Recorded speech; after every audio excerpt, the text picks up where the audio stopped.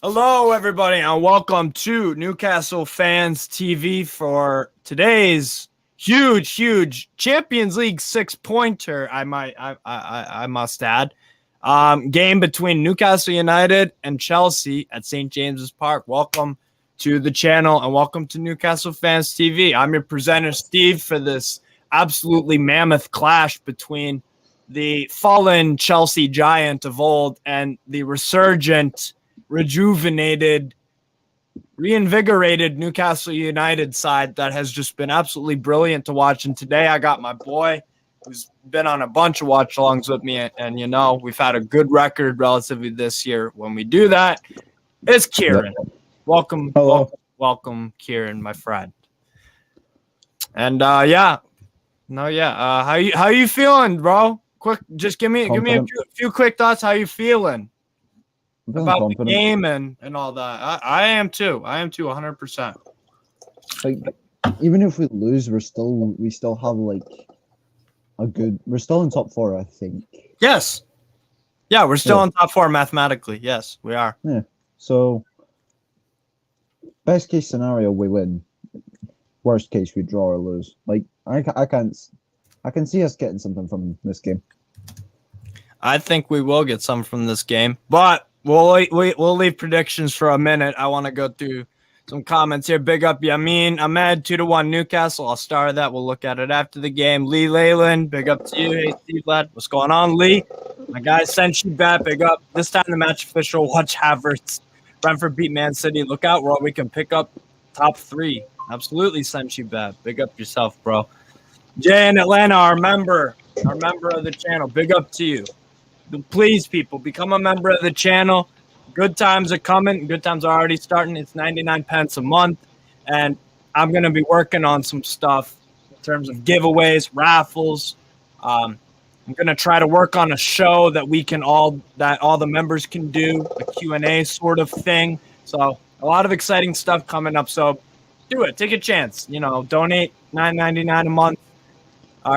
Just 99 pence a month for a membership, and you get lots of videos, Discord chat, and a lot of cool benefits that I'm gonna try to think of. I've been thinking about doing raffles. I've been thinking about doing, quiz shows for people. I've been, I've really been thinking about ways to get the members involved. So, definitely join in, people, if that sounds interesting. And big up to Jay and Atlanta, who is one of those members. Let's fucking go away, the lads. Couldn't agree with you more, Jay, as a fellow American Toon fan. Represent, bro. Josh Rainsford going to be a real test for midfield today. In some aspects, sure, but we'll see. Hey, guys, I'm back. What's up, Lagibir Singh? I'm sorry if I said that wrong, but big up yourself. Ashington, Southampton doesn't look too strong today. We'll get into that in 1 minute. Chris Wood in the mud. It's starting, bro. We'll see. Sebastian, my Swedish friend who supports AIK Stockholm, 4-1 Newcastle win. Fuck yeah. I'll take that all day. Evening, Steve. I hope you're doing well, mate. Big up Jory Tune for life. 100%. Yeah, I know Thiago Silva for Chelsea. Well, since we're talking lineups and stuff, people, let's just get right into this. Let's get into the nitty-gritty of the lineups and whatnot. So, go to matches. Why is it so hard to find today? Jesus Christ. Premier League. And fixtures. Some of these results today are fucking madness. 3-0 Bournemouth. Fucking 4-3 Spurs. Jesus Christ. Premier League. 2-1 Brentford of Man City. Crazy. Anyways, people, let's get into these. Let's get into these lineups. For Newcastle United, the home side, we're lining up in a 4-3-3. And it's also brought to you by the OneFootball app. Go download that in the link in the description below. We've got a 4-3-3, and honestly, there's not many surprises. Nick Pope in goal. In the middle of our goal. Nick Pope in the middle of our goal. 100%. Trippier at right back. Fabian Schär at right center back. Sven Botman one of the better defenders in the Premier League, in my opinion, and also statistically in the eye test backs it up. He is at left center back. Dan Burn at left back. All reliable Dan Burn, 100%. Sean Longstaff starts in midfield with Bruno Guimaraes, the World Cup bound Bruno Guimaraes. And Joe Willock starts with him as well. And then we've got a front three of Miguel Almiron, the pride of fucking Paraguay, Chris Wood, and Joe Linton, who was probably unfairly snubbed to the Brazil squad. But I'll talk about why that's an advantage anyway. So that's Newcastle's lineup. I'll leave it up for a minute and just give me your thoughts, Kieran. What are you how are you feeling about this lineup? Any surprises? Not really. I mean, I was expecting Saint-Maximin to start just to try and put some drive up the field. Yeah. But if he's coming on second half, that's a fully fit Saint-Maximin. So Wilson on the bench as well. Wilson on the bench. Hope he gets better soon. Yeah. I honestly, the lineup I can't be mad at because you know what? I've learned and Eddie Howe has earned the right to be trusted in whichever decision he would like to make. Like, true, I could not care less.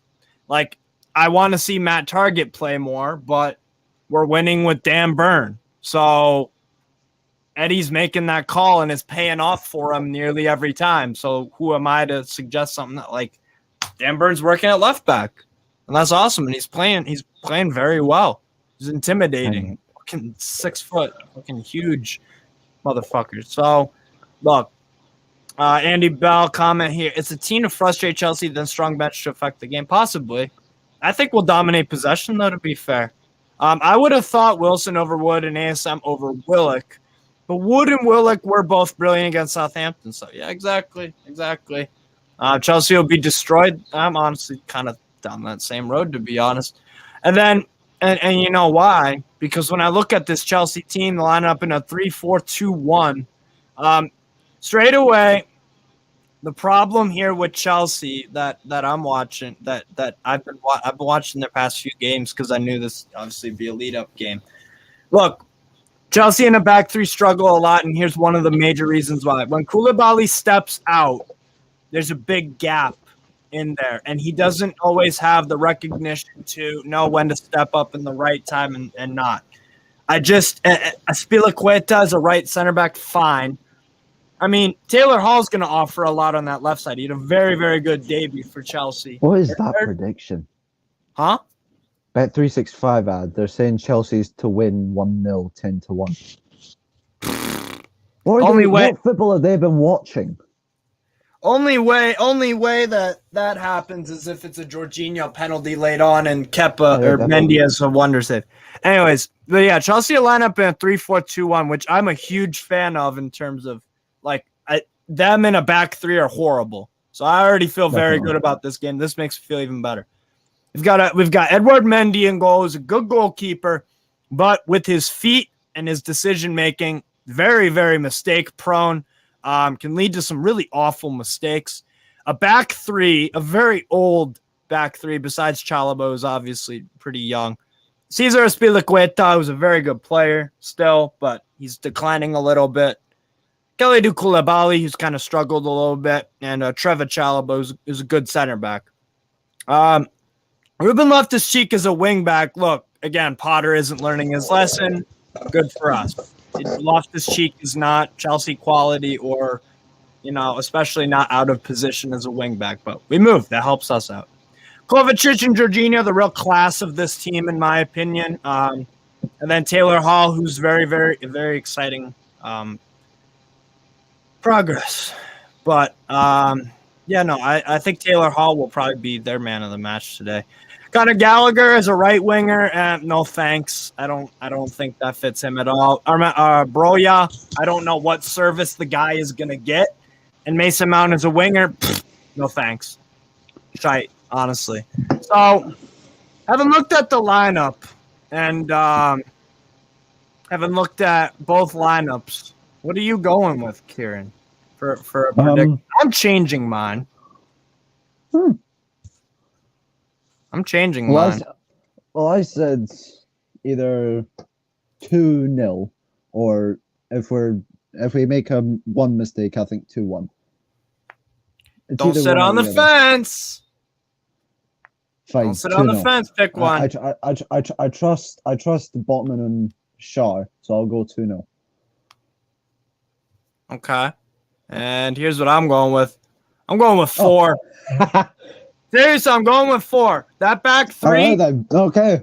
No, seriously, If bro. I'm telling you right now, we're gonna trash them. I'm telling you right now. if we can go into the World Cup break on a 4-0 win at home, then all right then.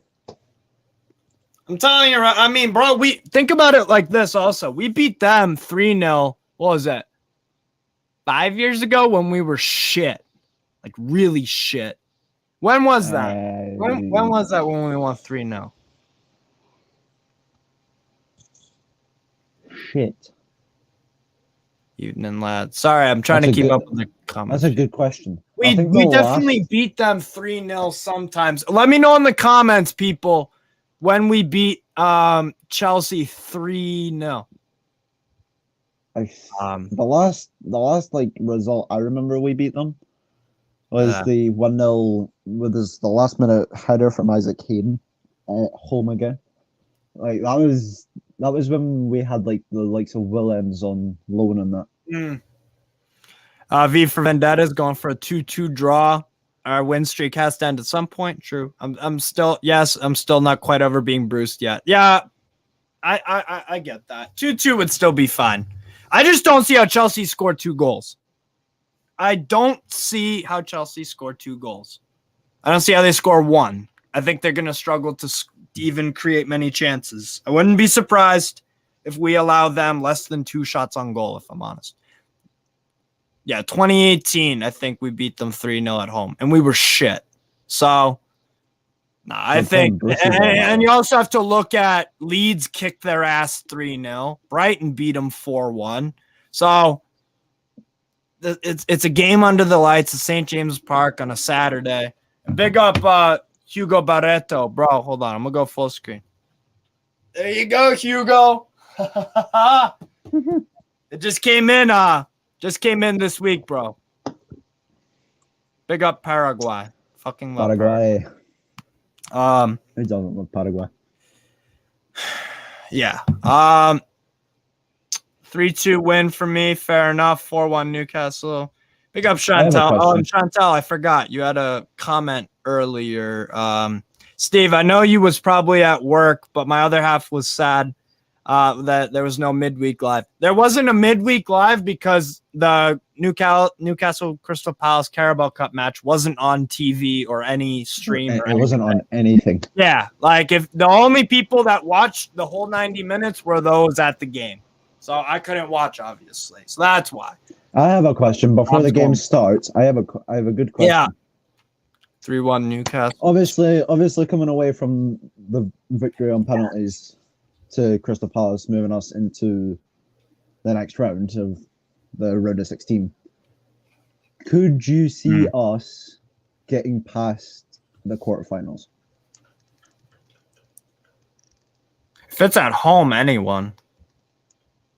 Well, we have Bournemouth at home. I said to my dad, if we get either Forest or Bournemouth, I'll be happy. And we got Bournemouth, so wait. No, and you know what? The other thing is too, I'm actually very happy with Bournemouth because if we got a championship side, they will play 2 games in the championship before that game. They play during the World Cup, or they come back way earlier, about 2 weeks. So, if we win today, we go 8 points clear of Liverpool. Yeah, exactly. 8 points clear. How does that happen? Wolves are bottom. Whoa. Because Forest. I'm a little disappointed. I'm a little disappointed. Max season starting to be honest. Although it's tough to change the winning formula. Well, I think the reason why is because I heard from Lee Leyland, who was in the comments. He went to the game and he said that Maxi was shite.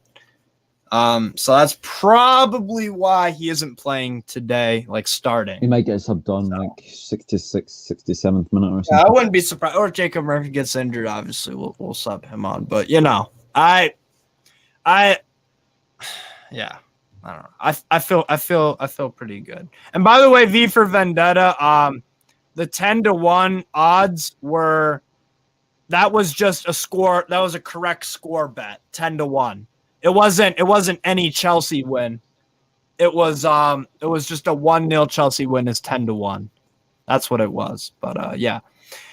Jane Atlanta with a good thing that I have to bring up. My little tradition that I got from another podcast.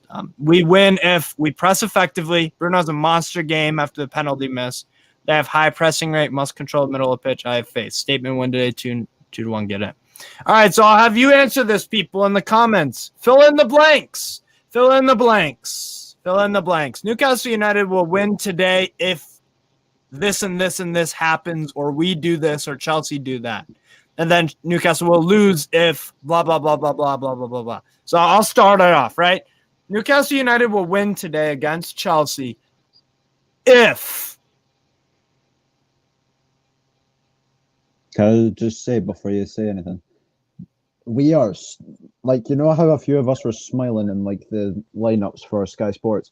Not a single one of us are smiling. Not even Joe Willock is, like, he's just... Yeah. Anyway, you can continue. I think Newcastle United will win if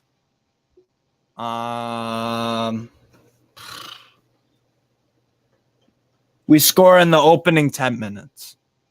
Hmm. And we'll lose if it's 0-0 in the 80th minute. Jorginho will get a penalty. So if it's 0-0 late in the game, we'll fuck up. Now, what about you? I don't think it'll be 0-0 like the last I don't time. either. I don't either. But I'm just saying if that does happen. No, I 100%. I'm in Jane and I'm all in today. We witness me. 100%. Yeah, I know. I think we're winning today. I think it's gonna be fucking. We win. Real. Yeah. Go on, Kieran. Go on. I think we win if we can cause problems in their defense. Mm-hmm. We exposed Koulibaly. Yeah. Drawing him out of position. Yeah. Just like getting to the wide positions. I think we lose if we're not defensively strong, because the Southampton game we were strong, and then one of the main reasons why we conceded was just like Anderson was just staring at the ball, and you even saw when we conceded, you can even see Sven Botman, like, he's flailing his arms like, for fuck's bro, he's sake. pissed. He's pissed. That's a fucking clean sheet. That's a bonus, bro. 100% should deserve to be pissed off by that. This is a brilliant fucking comment, by the way. Yeah, definitely. We'll lose if we play like Grealish, who did fuck all today. Yep. The goals will be coming from Miggy today. Fuck yeah, they will. 100%. Steve looking weirdly handsome without his beard. Thank you. Rip out your intestines. I don't know. I think Chelsea have the kickoff, by the way. I don't know if I'm handsome, my brother in Christ, but it is what it is. They're getting ready to do the minute silence. Yes. Do you want to do it as well? Remembrance Day. Yeah, fuck it. Yes. Yeah. Let's just...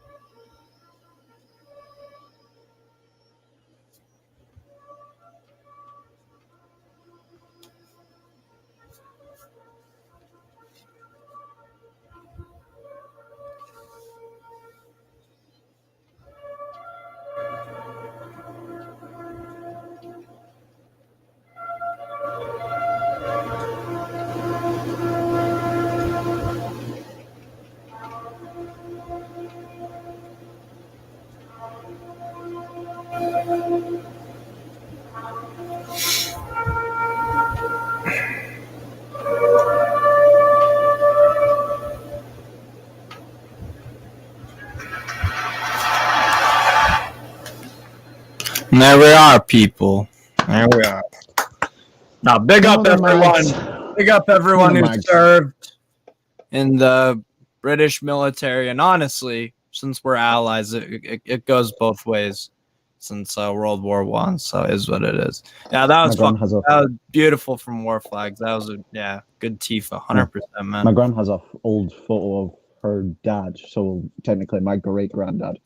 A photo of him handshaking Winston Churchill because my great granddad was in World War II. He survived a bomb. No, he survived a tank explosion. How? That's what my dad said. Like they were saying, how did he survive? Motherfucker survived a bomb explosion. What? He said he survived a tank explosion. He had like shrapnel in his arm and his leg, and he never spoke about it once. Jesus Christ. And we've kicked off at St. James's Park, people. We have kicked off. Let the slaughter begin. Let the madness commence. And it's live. Early foul on Broja, the Albanian striker. Fucking Christ. Oh, I gotta move this thing. There we go. Jesus Christ. Anyways, ladies and gentlemen. Been in London, 11-11 in the past. Appreciate how much respect this time. Yeah, 100%. Cannot see either team sparking the bus. Two good teams. I'm 1 minute behind. What time are you on, Kieran? 44 seconds in. I'm a minute 5.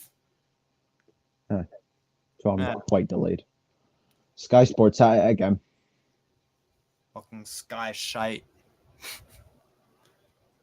Ball in, dealt with by Nick Pope. In the middle of our goal. Nick Pope.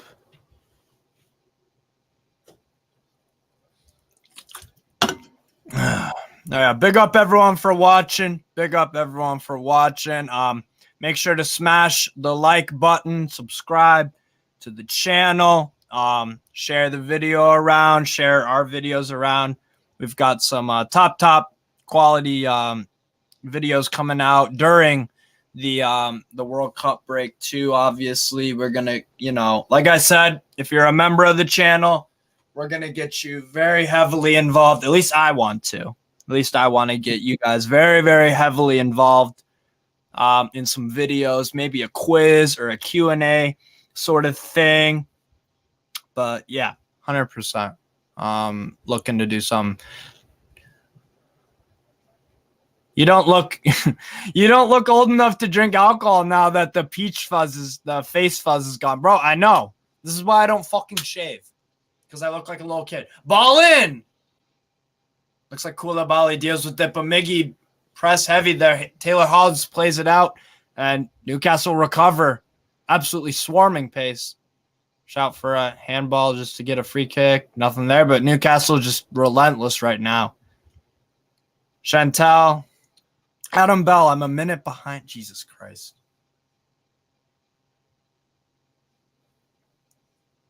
All that cash for Pulisic and his ass is on the bench again. Bro, I don't know what the fuck is going on with Pulisic. I don't know. And I don't care anymore. Pressure. It's Mendy goal. Pulisic will leave in January. Why was Kepa dropped? Huh? Why was Kepa dropped? That's a great question. I got no idea. Maybe just spacing up a bit. 4 minutes. Jesus. Yeah, I don't know why I'm so behind people. I'm watching on the internet, though. Not like an illegal stream. I'm using like my legit subscription, my Sling TV. I don't know why it's behind. That's what you get with the internet things.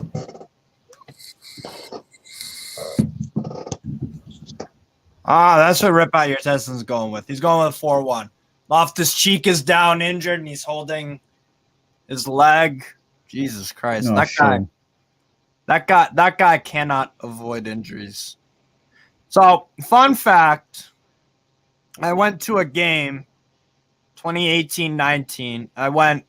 Chelsea played the New England Revs, my local club, and I went because I was like, "Fuck it, I want to see a Premier League team play." And it was also going for a good cause because Robert Kraft, the owner of the Patriots and Revolution, and Abramovich are both, at the time, Abramovich was the owner of Chelsea, and they're both Jewish, and it was a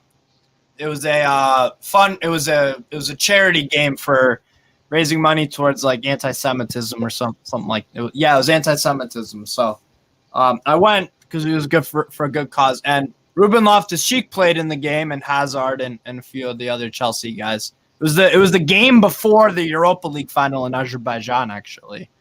And I went and saw that game, and Ruben Loftus-Cheek actually he tore his fucking ACL at that game. He hasn't been the same player since. And I was a fan of him. Shar's concussed. Yeah, Shar. Man, he's been holding his heat for ages. And he only just got called up. What are your thoughts on the new sponsorship incoming after all the pictures leaked out? Isn't that the Saudi Air or something like that? Christ, are Chelsea making a sub already? Thiago Silva's getting warmed up. Well, he's tying his lace, but... Yeah, they might be. Jonathan David will be. What are your thoughts on this new sponsorship? $2 billion a season? I'll take it all day. Fuck yeah. Jonathan David will be playing blank in January. He'll be playing at Lille in January. They won't let him go. They won't let him. I don't think they'll let him go in January. And also because Paulo Fonseca hasn't fully trusted Mohamed Bayo, fully yet to start games for them. ACL tears are long-term knocks the confidence. They come out of nowhere. Exactly. Heavy pressure there, and Chelsea, the press, as Jay in Atlanta points out, I was literally just about to say it's the press, Kieran, that we're having in this game so far, opening 6 minutes, is just hell on earth. Yes, they can water it. Cheek has been subbed off for Thiago Silva, by the way. Yep. And Thiago Silva is probably a bit annoyed because he doesn't want to get injured before the World Cup, but kind of has to. Yeah. We're pressing like absolute demons, bro. This is fucking crazy. Azpilicueta can't even hold the ball. He dropped it. He hold the ball. No. Hey, he's just whoops. That's great defending right there. Here's Dan Byrne. Juti Serengeti. Hey, what's up, boys? Big up, Juti, my friend from France. What's going on, bro?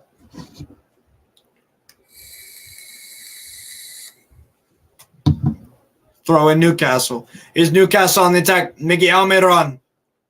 Longstaff fouls, but play on, says the ref.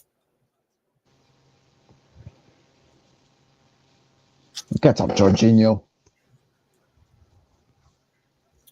It'll be a throw in for Chelsea, but this press from Newcastle. The thing is, You want some Miggy, by the way. He's just chasing after everything.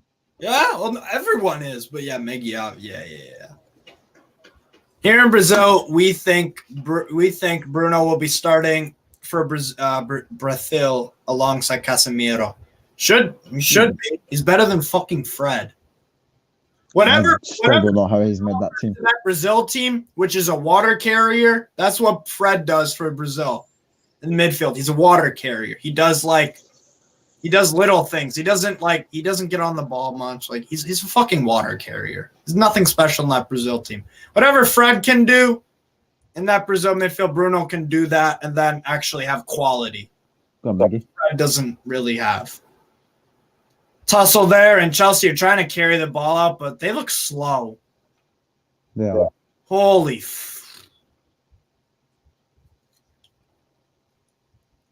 See, Joe Linton is just chasing. See, Conor Gallagher's not even on his game. He let the ball just come off him.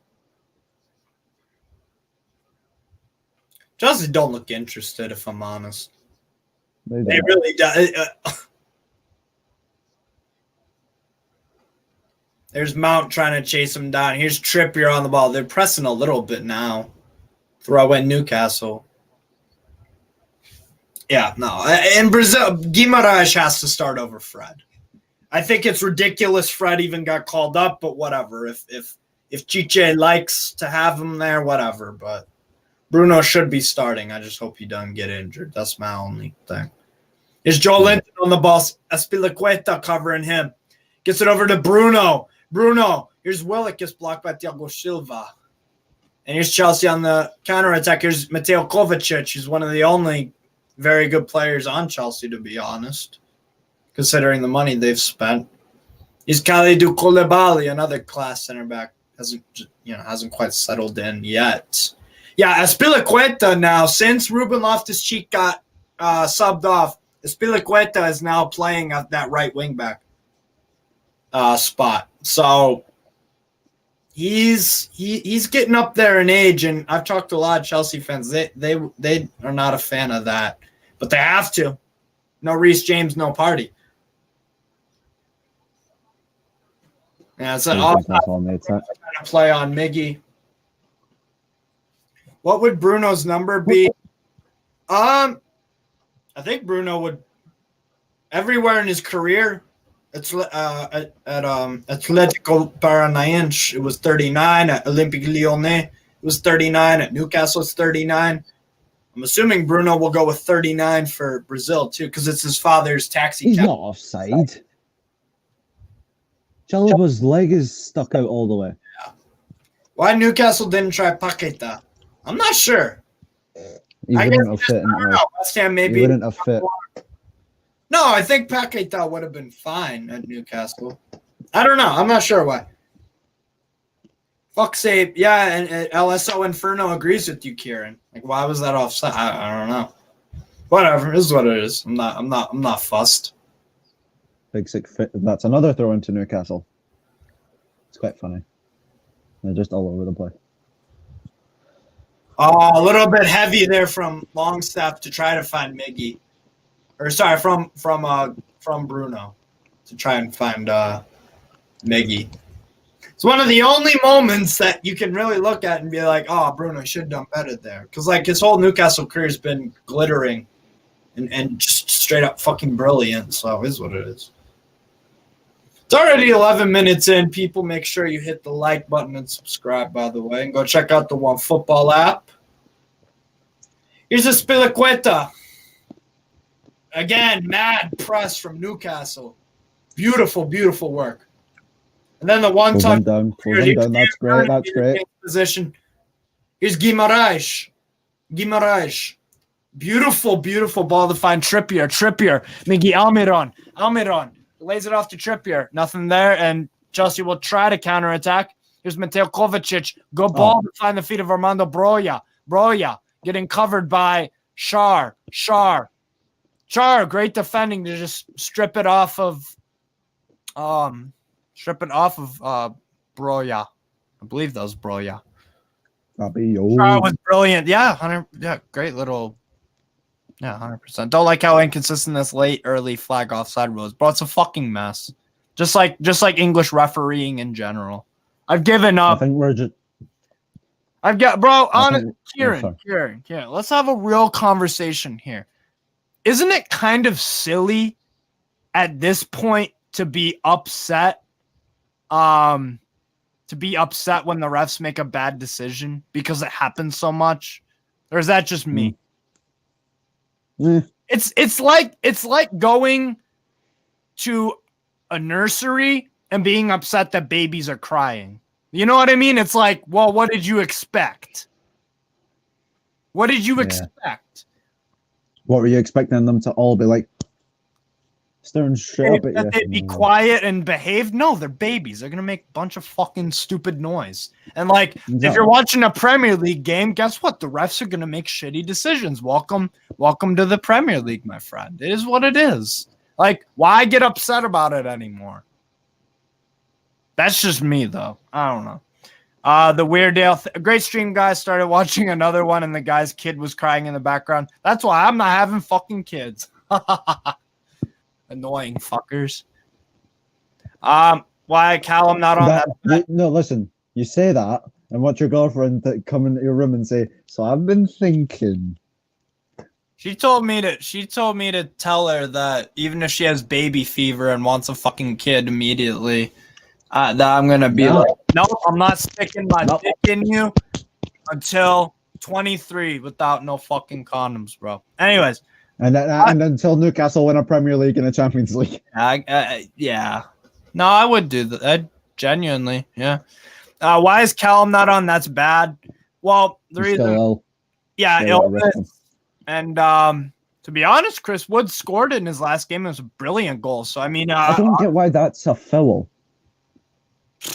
Trippier on. Again, Kieran. Bumps into him. Kieran, you're in a nursery. The babies are crying. Why are you getting upset? Stupid rules. That was a great move. Come on, Willock. Here's Willock on the ball. But yeah, Wilson is just taking it easy for the World Cup. And fair play. It is what it is. I'd rather... Sorry. No, I was just going to say...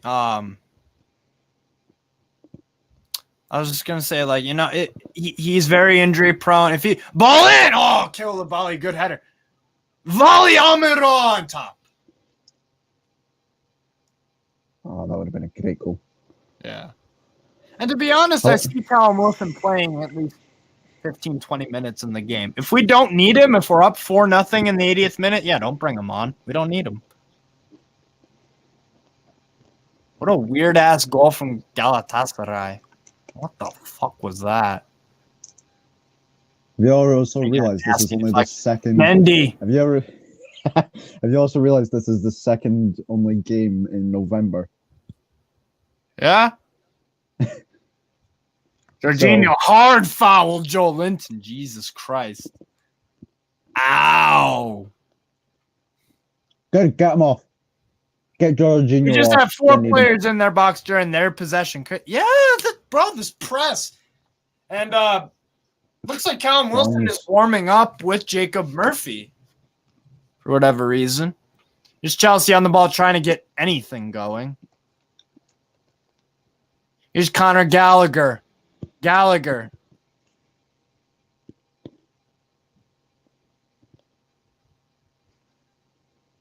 Yeah, Wilson will come on for the last 15 minutes. I fancy him against that tired old back. Defending there, Joe. Big J7. Yeah, Garan Kual's been great for what? Is it U23s, U21s or something? I forget the fucking number. I think it's U23s. The development squad, whatever you want to call it. I've heard he's been very good, making very impressive cameo appearances. Go on. Track that down. Oh. Pope just kicks it out. Bang. And again, one of my predictions pre-match is that like Chelsea don't look like scoring a goal. I don't think they.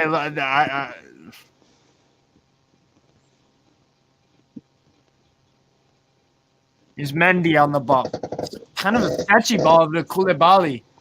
Decent football there, though, from Chelsea. They're trying to get something forward. Here's Mason Mount. Taylor Hall on the left. Here's Taylor Hall trying to get a good ball in, and it goes out for a goal kick. Right idea there from Taylor Hall. Cool in the gang. Yeah, cool in the gang. There you go. There you fucking go. 20 minutes in, it's not been too bad. Callum talking to Murphy. Yeah.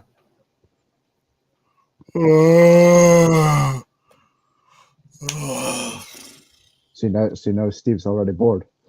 No, dude, I'm tired as fuck. Have you actually slept? No, I came back home, bro. I did my Walmart night shift, which is a Tesco, basically. Yeah. A bigger Tesco. It's a supermarket. I do overnight stocking. Miggy, just a little heavy ball there. Bruno, just a little bit off. You work all night. You work all night against it. Yeah, I do all night. I do night shift, Jay, in Atlanta. Yes, I do. Yes, I do. And I like it. That's good. I like it. You don't got to talk to no stupid ass customers that are saying, "Where's this? Where's that? Where's this? Oh, did you see this? Oh. Where's your manager? Yeah. I don't want to deal with that shit. Bro, overnight stocking is the shit. I get $17.50 an hour. I did overtime this week. I'm at 63 hours, and I work tonight. So yeah, I'm doing all right. The Red Bulls help. The Adderall helps that I'm prescribed. I'm not doing any illegal bullshit. So it is what it is, man. I got work in 8 hours, and I haven't gone to bed since 3 p.m. yesterday. Well, is what it is, people. Do anything for the tune. That's all I gotta say. Do anything for the fucking tune. Almiron gets hard foul there from Koulibaly, it looks like. Jesus Christ. Fucking hell, yeah, kind of just shovels him down. I used to do night shifts at Tesco, so relaxed. Well, the only thing that made yesterday / this morning fucking kind of ridiculous was that the only thing that was like the pain in the ass is I had to do water cases, and those things are heavy shit. Here's Bruno on the ball, play, though. by the way. Yeah, Great play.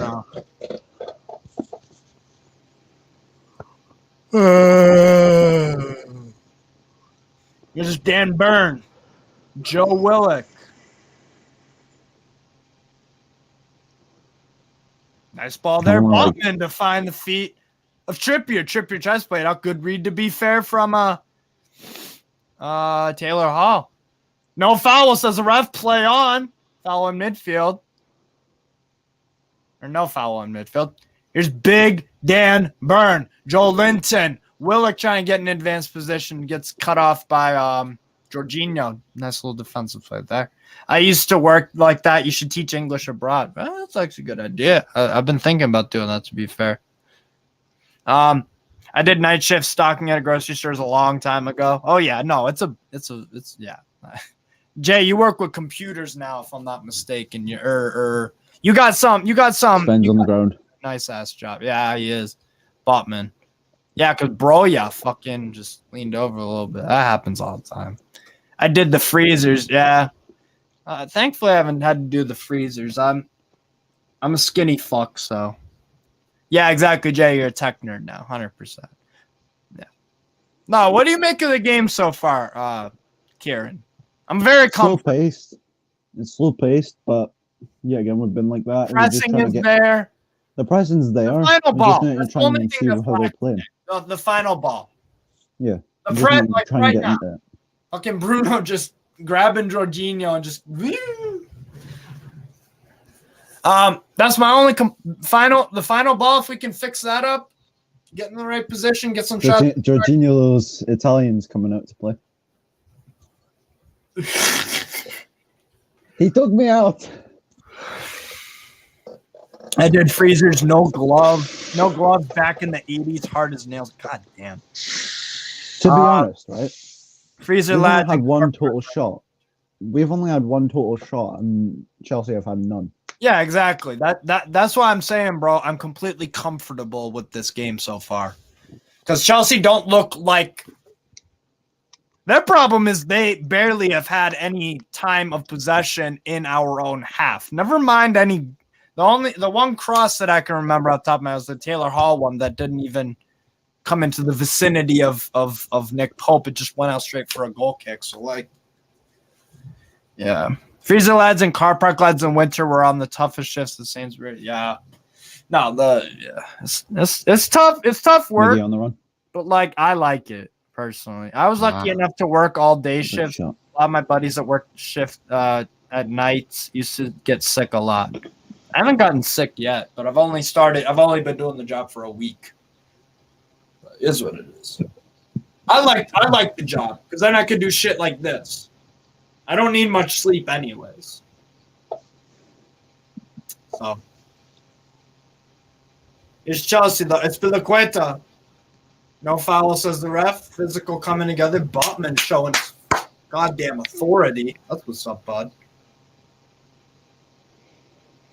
There's Botman over at Fabian Schär. Schär with the nice long ball, trying to find the feet of Almiron, a little bit off. Our passing is a bit off today. Just a little. I just think we haven't gotten into a full kind of rhythm yet. Yeah. But you know what? Something big that I noticed, Kieran, about us this season and a little bit of last year too was the second half. We are fucking immense.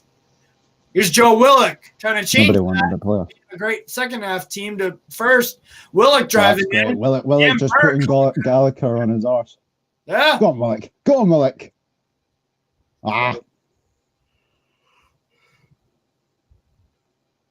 Announcer. Chelsea have experienced players with how shit they're doing. Kind of a boring game, interestingly enough, not a frustrating one. We look like the better side. Exactly. No, it's not super exciting. In fairness, it only took us to the second half to score against Arsenal last year. Aye. We scored at the dying end of the Southampton and Aston Villa half as well. Ayo, Steve, what minute are you on? Let me just go full screen for a moment. There you are. If you look right here, bud, 25-40. 42, 43. So there you go. Rip out your intestines. I'm 6 seconds behind. There you go. Kind of scrappy at the minute. Yeah. And honestly, that goes to show that Chelsea are not really fully comfortable with trying to implement their attacking play because they're too worried about Newcastle right now. The heavy press coming in. The fact that, they still don't have a shot. Go on, Miggy. Never mind anything on top. Koulibaly tried, and for some reason, Mount just falls on his ass in midfield. Fair enough. Trippier. Bruno in midfield. He feeds Miggy. Miggy Almiron cross in. Joe Linton. He keeps it in, to be fair. Joe Linton over to Joe Willock.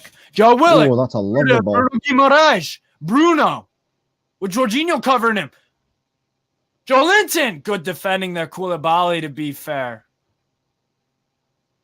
That's a tricky situation, Koulibaly, to be in. So, fair play to him. Good defending. Near, we're picking up some steam. Guimaraes in the box. Bruno tries to feed it. 2 Chelsea players get in the way of that and clear it. And we kind of woke up just in the past few minutes, just like me. The Southampton feel to it once we step up. Rise and shine, Steve. I don't know because I wasn't there. My son said the first half against Palace was slow and second half was better. He's usually about right where I'm biased for Newcastle. Exactly. No, but that's kind of been the highlight of us. The first half hasn't been our greatest half. Second half, we pretty much always show up. The only time the Man United game was a game where we were better in the first half than the second half. Spurs, we were better in the second half. Nottingham Forest, we were just a better team overall throughout both halves. Second half, technically speaking, for goals. Crystal Palace was pretty much both. Bournemouth was pretty much both. Brighton, we weren't the better team in either half this year, to be fair. We had some moments, but Brighton, honestly, I don't know how we didn't lose that. Bro, yeah, team shot on goal. Nick Pope handles it with relative ease. Gets it out. Sloppy turnover there, Joe Linton. Chelsea try to make something of it. Here's Taylor Hall. Careful. Good work, Miggy. Trippier also harassing the young Chelsea starlet, Taylor Hall. Do not ever say those 2 words in the exact same sentence. Harassment and young. Oh, fuck off. Here's Joe Willock. Foul. Azpilicueta? No? Yeah, that is a foul. No yellow card? Or is that? Oh, sorry, it was Broya who fouled it. Joe.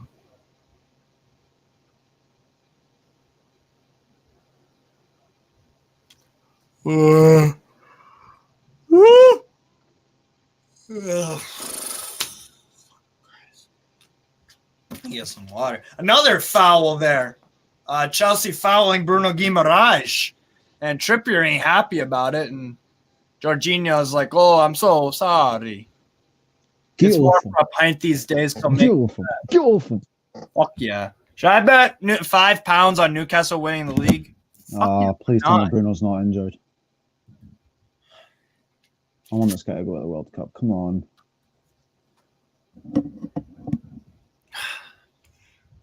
No, that's not. Yeah, I don't. Bro, why would you do that? I don't know. I don't think he's injured off that. It's just some semantics. Although in fairness, it does look like he stepped on his foot. Sorry, it does look like a treading on the boot. And yellow card, Jorginho. That's okay, there. You fucking go. That's a treading on the boot. That's a treading on the boot. Yeah, Jorginho, yeah, perfect because Jorginho now he has to play differently. He has to play carefully. Yeah, exactly. So I'm a fan of that.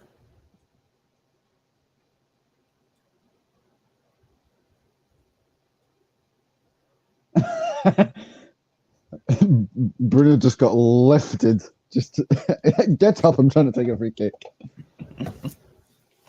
Who's Serge Gnabry? Nothing there. There's a new cat.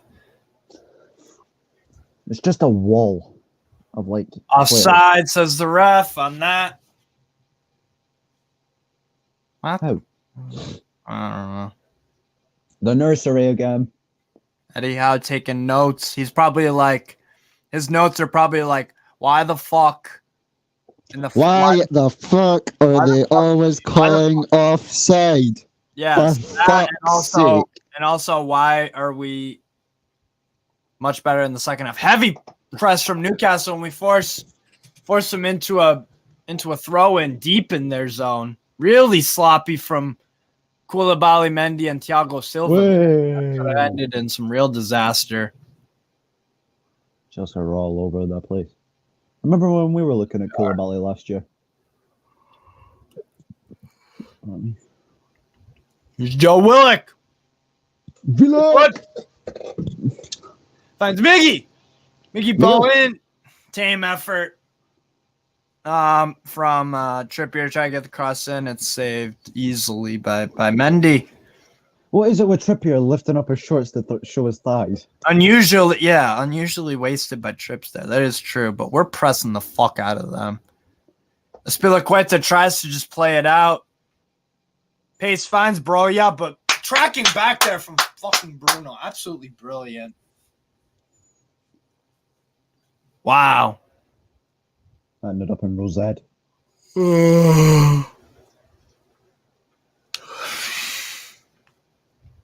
It did end up in Rosette. Steve needs a Red Bull or a Monster. Well, I finished off this one. So I'll probably just, to be honest, bro, I'll probably just chug this Mountain Dew I got. Yeah, Chelsea have been they've not offered anything, and they've looked sloppy at the back as well. Their only bright spot. Azpilicueta's looked all right. He's tried to carry the ball for us. Same with Taylor Hall.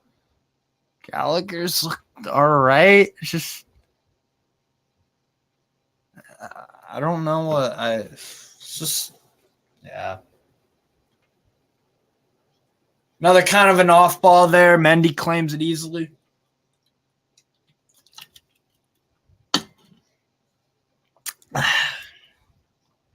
Bro, they keep trying to play out from the back. They're gonna learn their lesson sooner rather than later.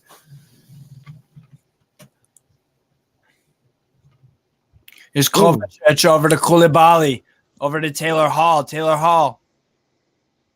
This little move there just to evade some pressure, and he finds Azpilicueta. Dan Burn on him. Holy fuck. Dan Burn next to Azpilicueta. That's a sight to see. Heavy press again from Newcastle trying to harass Kovacic off the ball.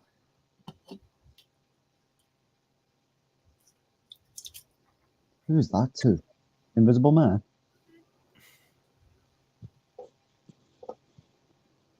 Nick Pope, careful, bro. Careful. Just get it out. Just get it out. Bro. Just get it out. Stop. Stop fucking around. Just go. Bruno. Bruno on the ball. Finds Dan Burn. Why'd my fucking TV freeze? Jesus Christ. Oh, for God's sake. Here's Joe Willock. Joe Willock trying to break down Chelsea defense. Looks for an option. Come on. He finds Bruno Guimaraes. Guimaraes shot from distance. Takes a deflection, but not a threatening one, and it easily claimed by Edward Mendy. Chelsea are looking like they're tired, and they can't string that third pass together. Have we even had a Yes, exactly what I said. corner? Yeah, absolute facts. We can't. The final ball in is just hasn't been super great, and it's a easy, nice flick on from Botman. Chelsea, that was a decent chance for Chelsea to try and get something, but the first corner of the game, I think. Cool, calm from Botman. How he's been left out the World Cup squad baffles me. To be honest, it couldn't be ours. He deserves. in fairness, he's still got time in his career to get called up. Yeah, he is still relatively young. To be honest, we have a Carabao Cup game against Bournemouth on the. I think 3 days after the World Cup final, and if he made it, so let's say the Dutch made the World Cup final, I think they'll win it. By the way, so let's say if he didn't make the squad, then he wouldn't be playing for the next 3 days. What's Aspilicueta arguing about now? Huh? Aspilicueta's arguing about something now. Chelsea have more corners than us. That's the only thing that they have the advantage in. One corner to Newcastle's none. Yeah. Nice to be the home side. Yeah.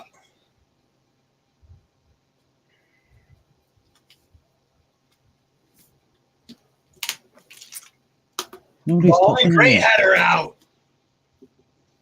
Come on, commit some bodies forward. Press. Listen, Silva's complaining about being covered. Nobody's covering him. It's his own bloody teammate. Go on, chase him, McGee. Chase him. Here's Dan Burn.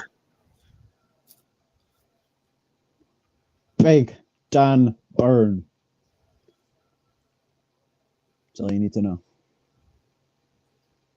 Nice football here from Newcastle. Here's Trippier. Here's Guimaraes. Guimaraes over to Miggy Almiron. Almiron. Finds Guimaraes. Come on.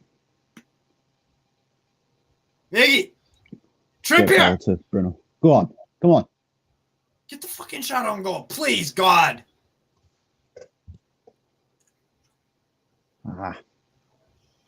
Guimaraes cross in. Nothing there. But Newcastle continue to probe. This is what I want to see. There we go. There we go. Come on, come on. Oh, nice goal, Bayern.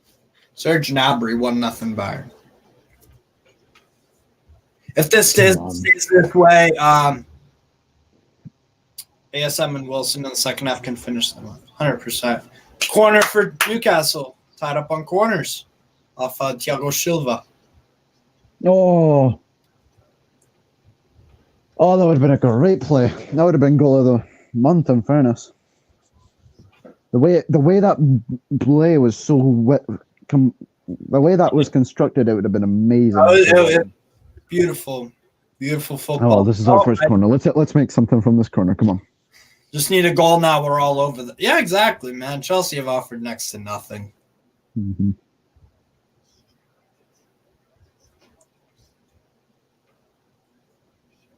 Trippier is taking the corner. Yeah. Over it. Willock block. Newcastle continuing to probe and header out. Goes for Chelsea throwing in their zone.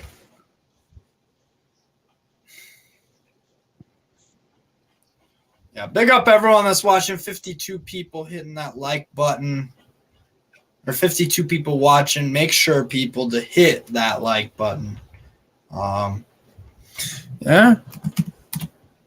Look, we haven't been terrible this half, but final ball has been a nothing's really been happening. To be honest, we're doing better.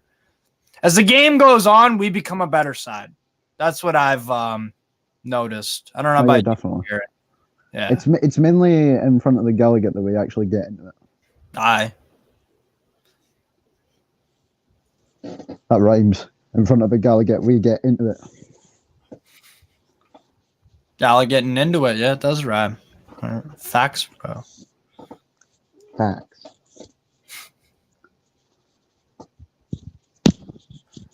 Foul goes Chelsea's way, and they'll finally get some possession. Only took about 5 minutes.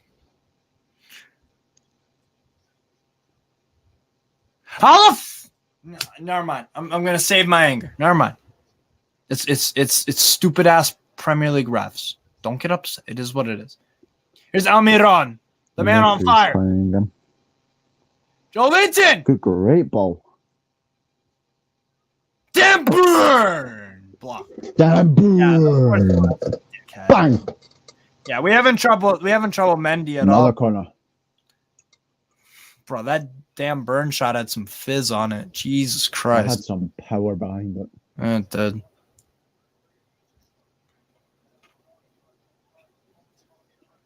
Touch. Bang. Come on, Trippier. Come on, Go on, lad. Trips. Come on, lad. Trip. Come on. Come on. Come on. Come on. Come on. Come on. Come on. Come on. Come on. Come on. Come on. Fucking please. Come on. 40th minute, people. 40th minute. Trippier finds Miggy Almiron. Trippier, ball in. Claimed by Edouard Mendy. Nice idea.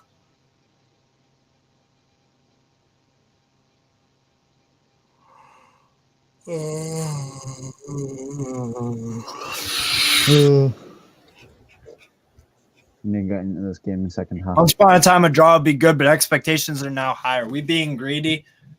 No, I'm just being opportunistic. Oh, really? Playing a Chelsea team that's playing like shit, and you're at home, and you're in 4th place at the moment because Spurs won. Yeah. Yeah, we're in 4th place. Like, I'm just being opportunistic. Burn and Willock are playing. Burn has been all right. Willock. Willock's actually getting into positions. Is Guimaraes.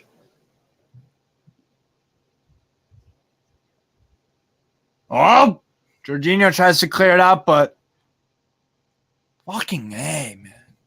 Guimaraes and Gallagher, I thought it was just a 50-50, but the ref obviously thinks otherwise. The nursery.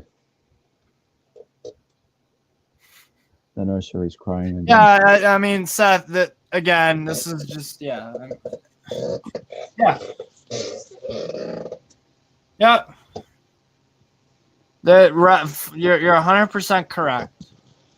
Seth Blacklock. It's not a contact sport.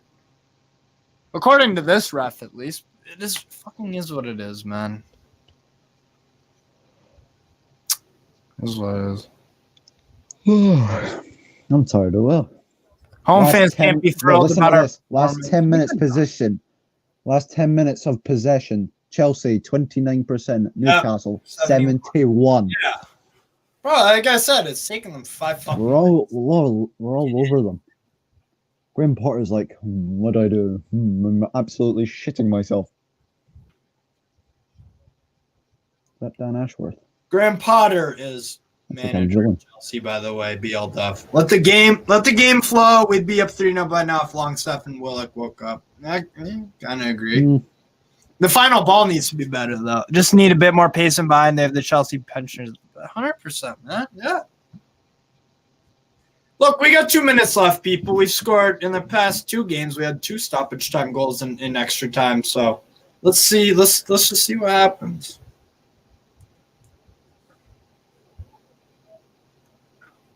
Here's Guimaraes. Great ball to find Trippier.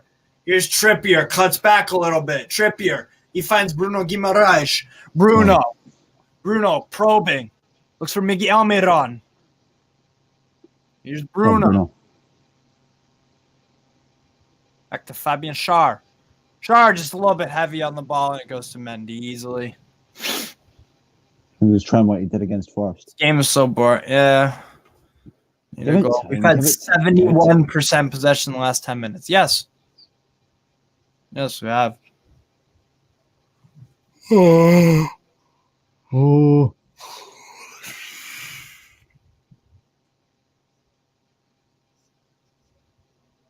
Second half will wake up. Yeah, definitely.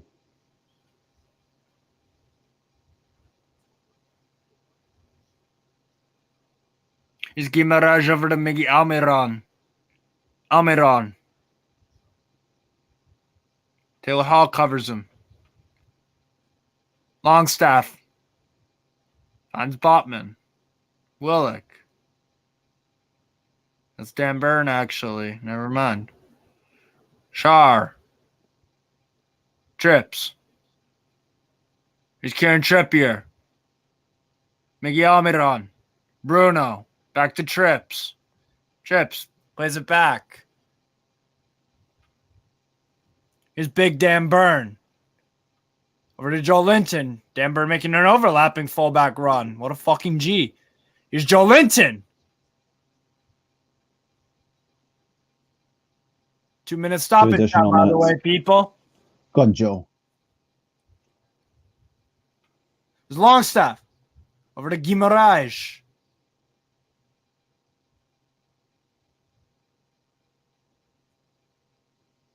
Nice ball.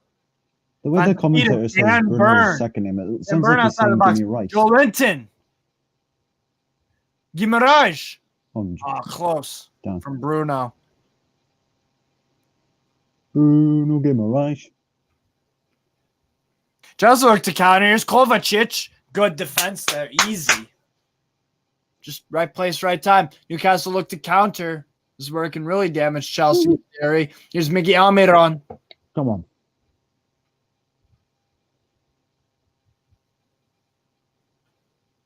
And Trippier. Here's Guimaraes. Trips. Finds Longstaff. Here's Sven. Over to Dan Burn. Joe Linton. Joe Linton finds the feet of Willock. Willock trying to get inside the box. Dan Burn. Cross in. Is that a handball? Is that a hand? Let me see. What? Oh, yeah, that's definitely. He stopped the play. Oh, it's Chalobah again. Same as last year. Bringing Murphy down inside the box, pulling his shirt. That's a handball every day of the week.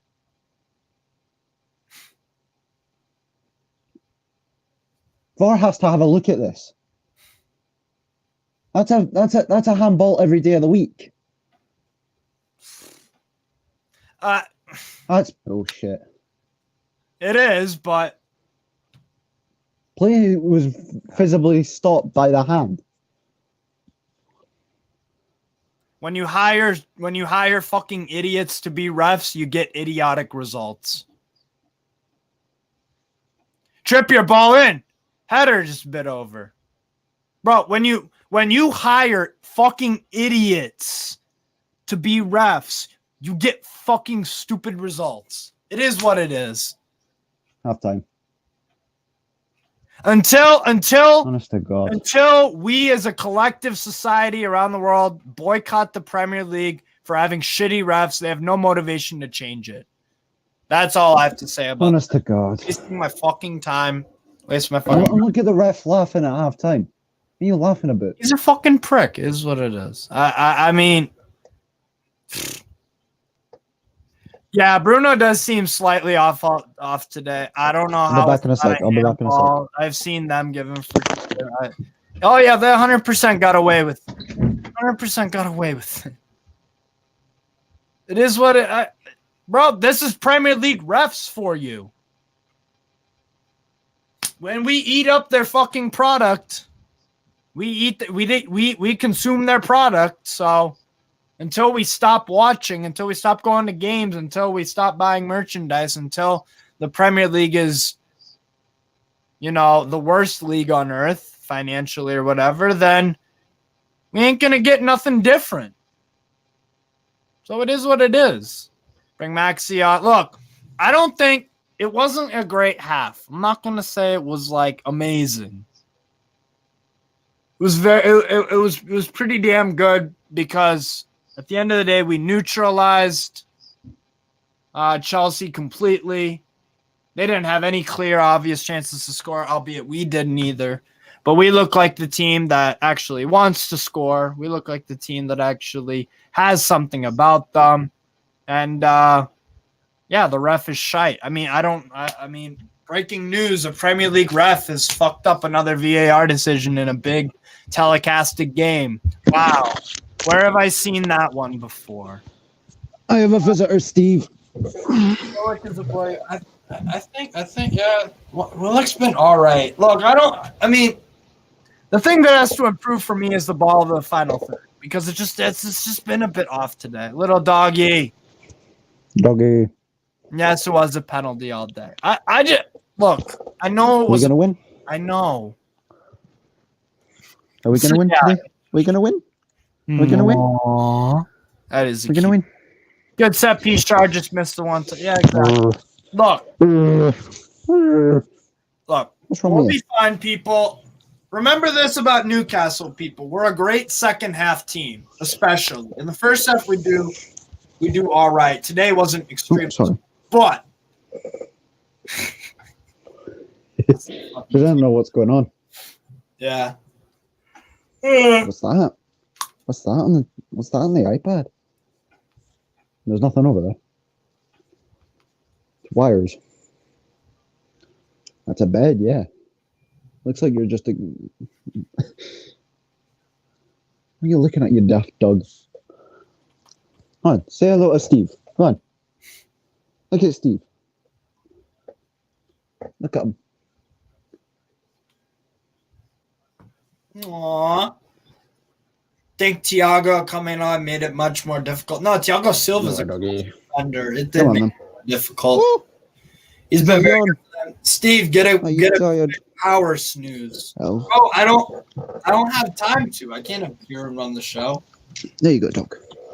You can go through if you want. Said it before with the league. Just because you're paranoid doesn't mean they're not after you.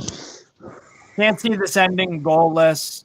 Looks tense, and I genuinely don't see Chelsea solidifying. Bro, eventually they will break, right? I don't. What have they offered? Seriously, what the fuck? Nothing much. Nothing. So, and I think we're defensively we're fine enough to cover any gaps. I'm not really fussed. Yeah. I want to say Saint-Maximin and Callum Wilson on at the 65th minute. That sounds like a good fucking idea, not going to lie. Maybe even halftime. Taylor Hall was probably their best player, their left wing back. I thought he did very well. I thought he did all right. They said he was holding himself up. That is why it was no handball, I guess. But then they'll call that there could be, Brighton, Aston Villa tomorrow. They're going to fucking – that same play might happen, and they'll say it's a penalty. So who fucking does consistency?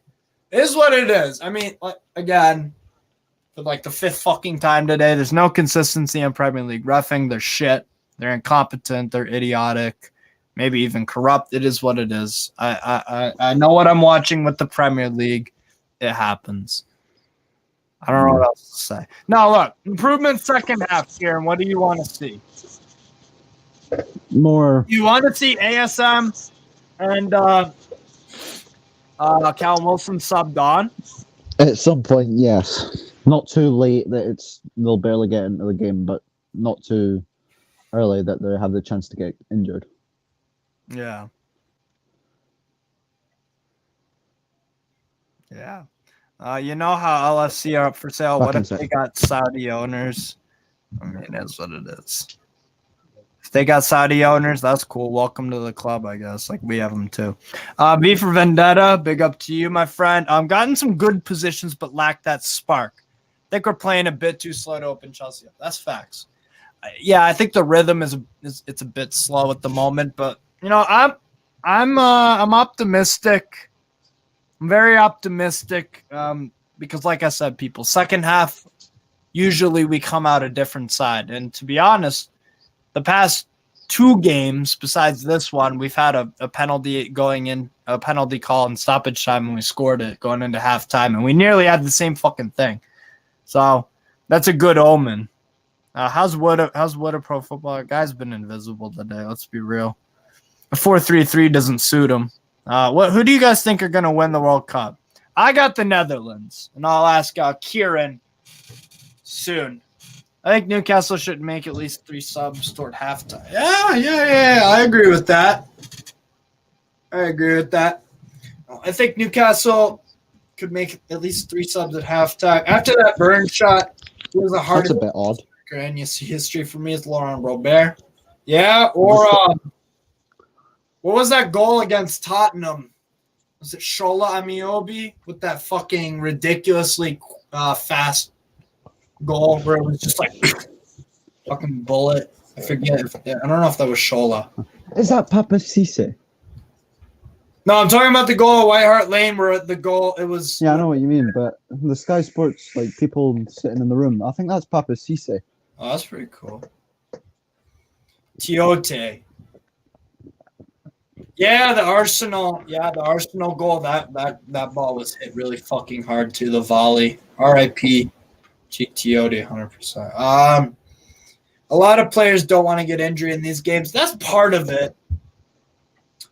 I think we'll get into it. But I think Bruno, bro, to be honest, Bruno, he's been fine today, but like there were some moments where the final ball wasn't like that great. Like to be honest, if I were to grade him off that half, it was probably about a 7 from him.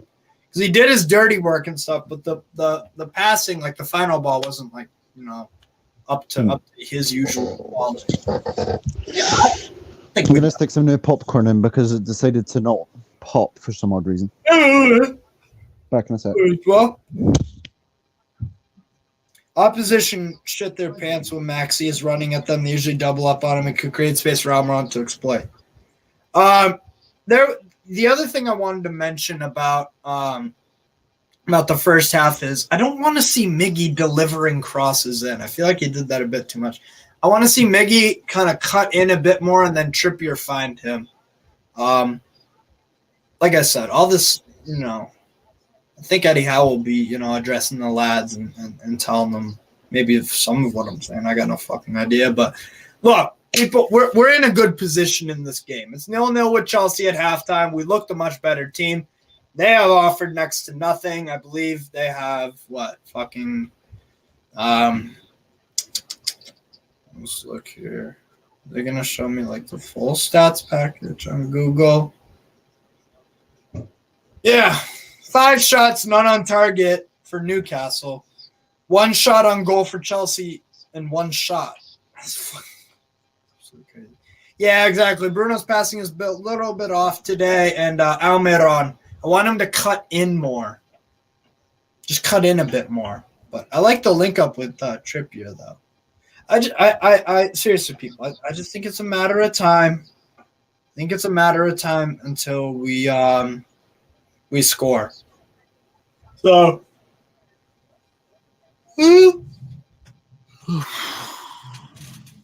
but yes, Bruno has been a little bit off the pace in terms of the passing. Work rate, can't question it. He made a play earlier where it was like he was tracking back, and he's playing for Newcastle, not keeping himself injury free or whatever the fuck for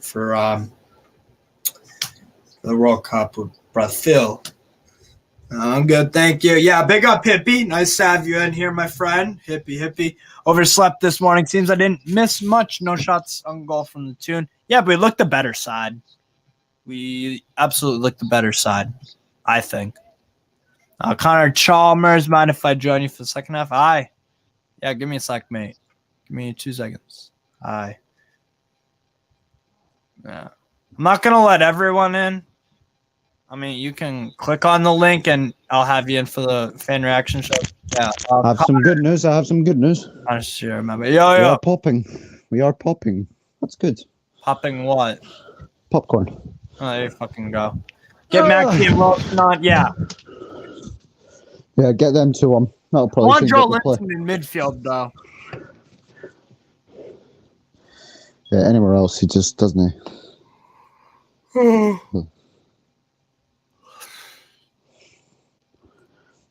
Pulisic apparently warming up at halftime too. All right, great. cool. Now I'm gonna go get something to fucking eat. Give me like 2 minutes. Just read us some comments here, All right. or just Okay, chat whatever just the hell you talk about. Whatever you want. Yeah. I need to pull up the stream. Give me a sec. All right.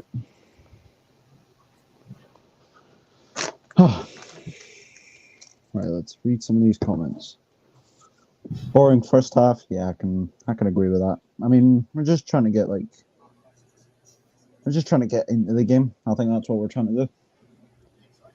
Once Wilson comes on, we will be a different team because he has that threat, and behind Chelsea will drop off more when he comes on. Possibly.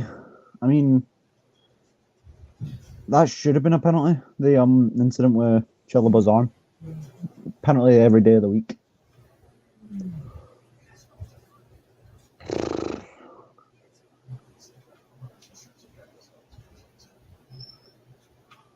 Mind if I join for the second half? I mean, I don't mind.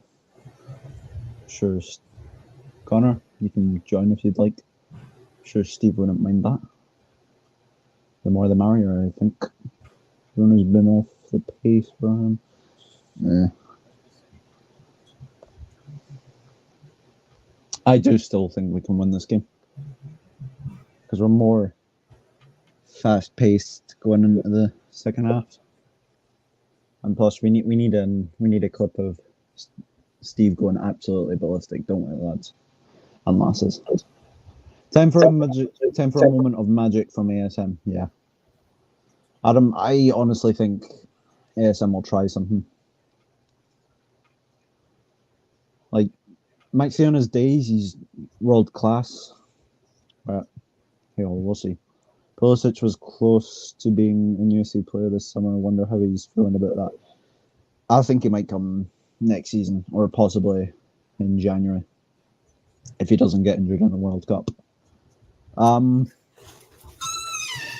sure Steve will be loving that if he makes it to the World Cup. Well, he did make it. Huh? Hold on, I'm going bath.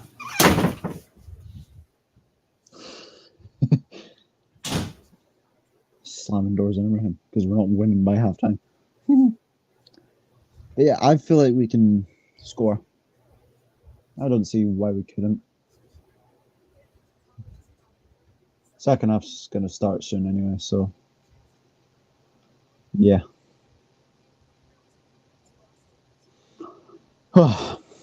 Maxi will take up their attention and free up Miggy's space. That's a good point. Oh, Maxi's warming up. Maxi's warming up. Come on, then, Maxi.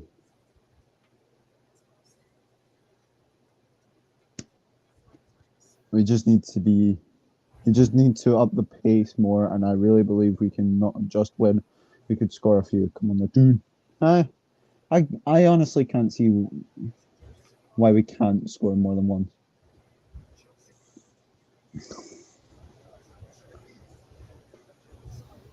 Just need to see how we get on.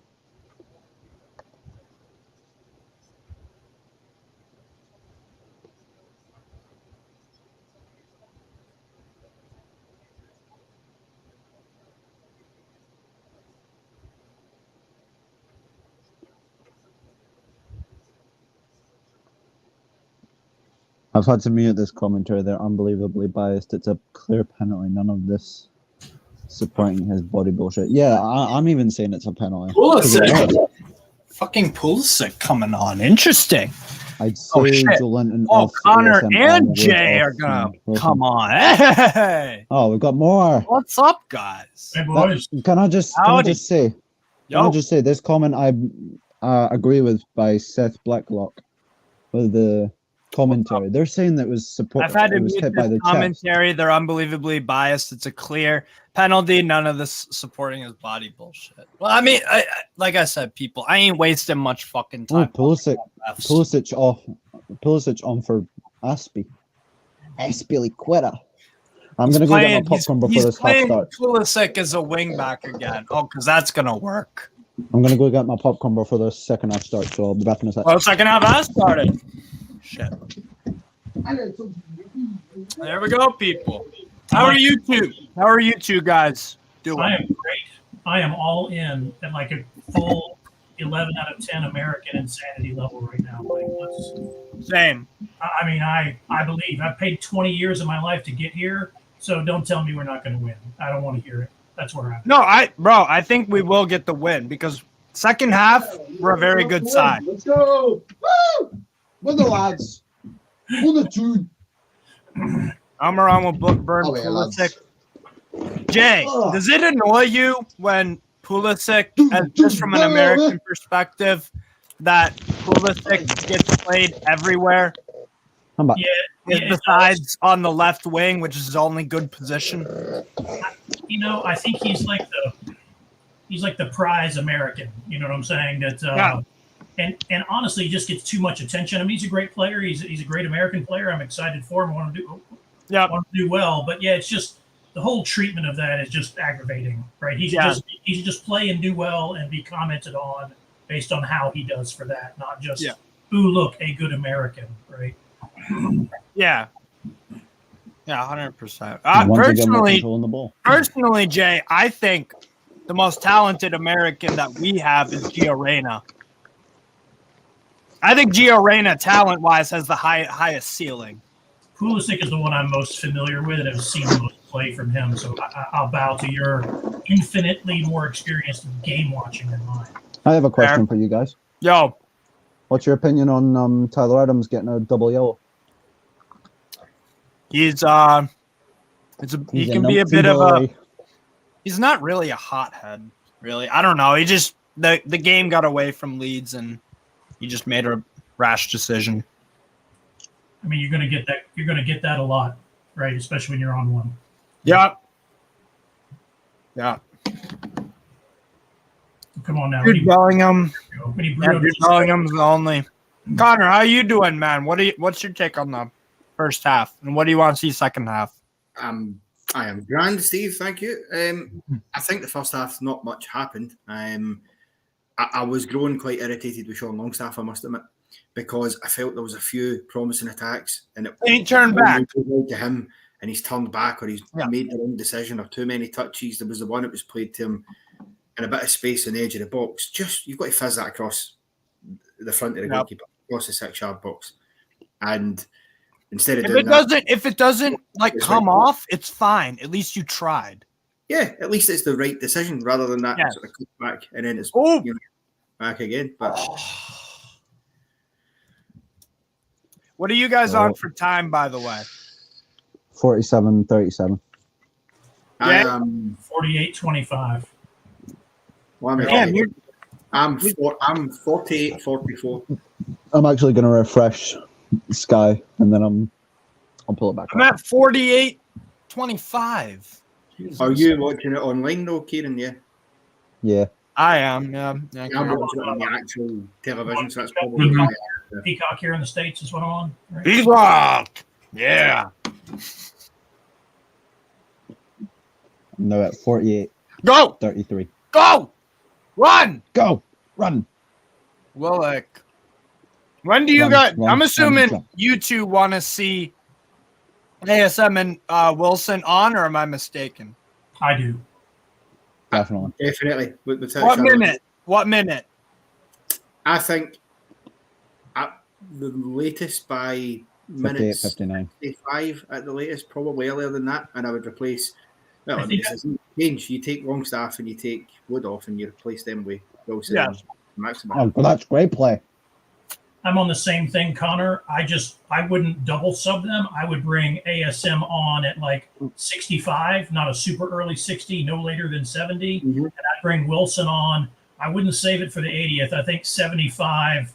He should have the strength to give 15 good minutes before at the end. I hate it when really good players get subbed on with 5 minutes left. It's just not enough time for them to settle. That's a pet peeve of mine, Jay. When those garbage time subs are like actual good players to change the I agree with you 100%. It's like, what do you expect the guy to do? We just had a great chance. And Longstaff's just played. He's on mid on. Trippier. 5 yards. Do we score? Do we score? Oh. Sorry, this is how I watch the game. Oh, how does he not tuck that in? Like, I'm a problem. Go. It's fine, Jay. You're fine. Oh, my God. How do you miss that long stuff? That's an unbelievable chance for Longstaff. It's difficult because of the way it's come down to him, but to blaze that over the bar. Unbelievable chance. 7-8 yards out. His brother scores in the second half against United a few years ago. Get it on and he scores in the second half target. against Chelsea. Man. I tell you what, that flick by Miggy there to get it back. Great. No, that was tremendous. It's unplayable. It's undefendable. Yeah, he's better. Miggy is better now than he is better in the Premier League than he was ever for Atlanta. Atlanta. In the MLS, and he was 100%. 100%. I just wonder if that was the other way around and it was Miggy on that shot, whether he keeps it down a little bit. Yeah, maybe. Oh, maybe he would. a little lower. Yeah. I have no doubt in my mind Miguel Almiron would have scored that if Longstaff swapped positions. I have no doubt in my mind Miggy would have scored that. Or at least forced Mendy into a ridiculous wonder save. Is that Bruno down? I find it funny when we had that chance and Jay's just like, oh, no. Yeah, and actually when I go watch Atlanta United games, the section that I'm in is kind of posh seats, but everybody's pretty rowdy around me. So yeah. We're a problem. Go on, what? We're a problem. Ah. And yes, Hippie, Chelsea are playing with a back six. They are truly happy They're with the point. themselves. This is Newcastle United in 2022. Chelsea are playing Atletico Madrid style football. Get the ball back again. Come out there. Yeah, but that's where we have to be careful with that as well, because the one thing Chelsea do have is that bit of pace that they can turn us over and get another counter attack. For example. Agree, Connor, and they're happy to let the game develop all the way to the end, right? Yeah. They did it last year. Yeah. The 1-0 Havertz winner in the 89th minute. Or maybe that was 2 years ago. No, that was last year. No, that was last year. That was last year. We were another game which were denied a Stonewall penalty kick in as well. Yeah, I mean it's when Murphy was brought Connor, down. I don't know if you saw my analogy I used. Look, I honestly, with the ref decisions nowadays in the Premier League, I expect it. I don't get mad at it because to me it's inevitable in my opinion. It's like being mad it's like going to a nursery and being upset that babies are crying. Like, what did you expect? You walked into a nursery, or if you or you walk into a graveyard and you see dead people. It's like, what the fuck did you expect? You're watching a Premier League game. You have shit right. Rave. We're expecting a rave. That's the problem. Because when I heard the commentators when it happened say, well, he's used that arm to balance as he's slid in, I could accept that if it wasn't for the fact I've seen penalties like that given already this season and for a while. And for me, it's where do you draw the line? Because are we now saying as long as you slide in, you can just put your arms out and handle the ball? There's no clarity. Teach that, right? Mm-hmm. That should be how you go to ground as a defender with your arm below you to create more. If that's the way they're going to call the rule, that's what I would teach, right? Mm-hmm. But this is crazy.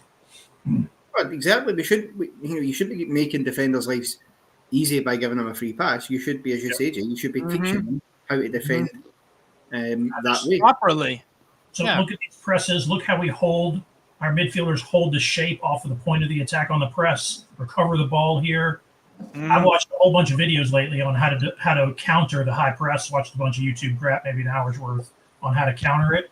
And boy, do we execute well. We execute this incredibly well.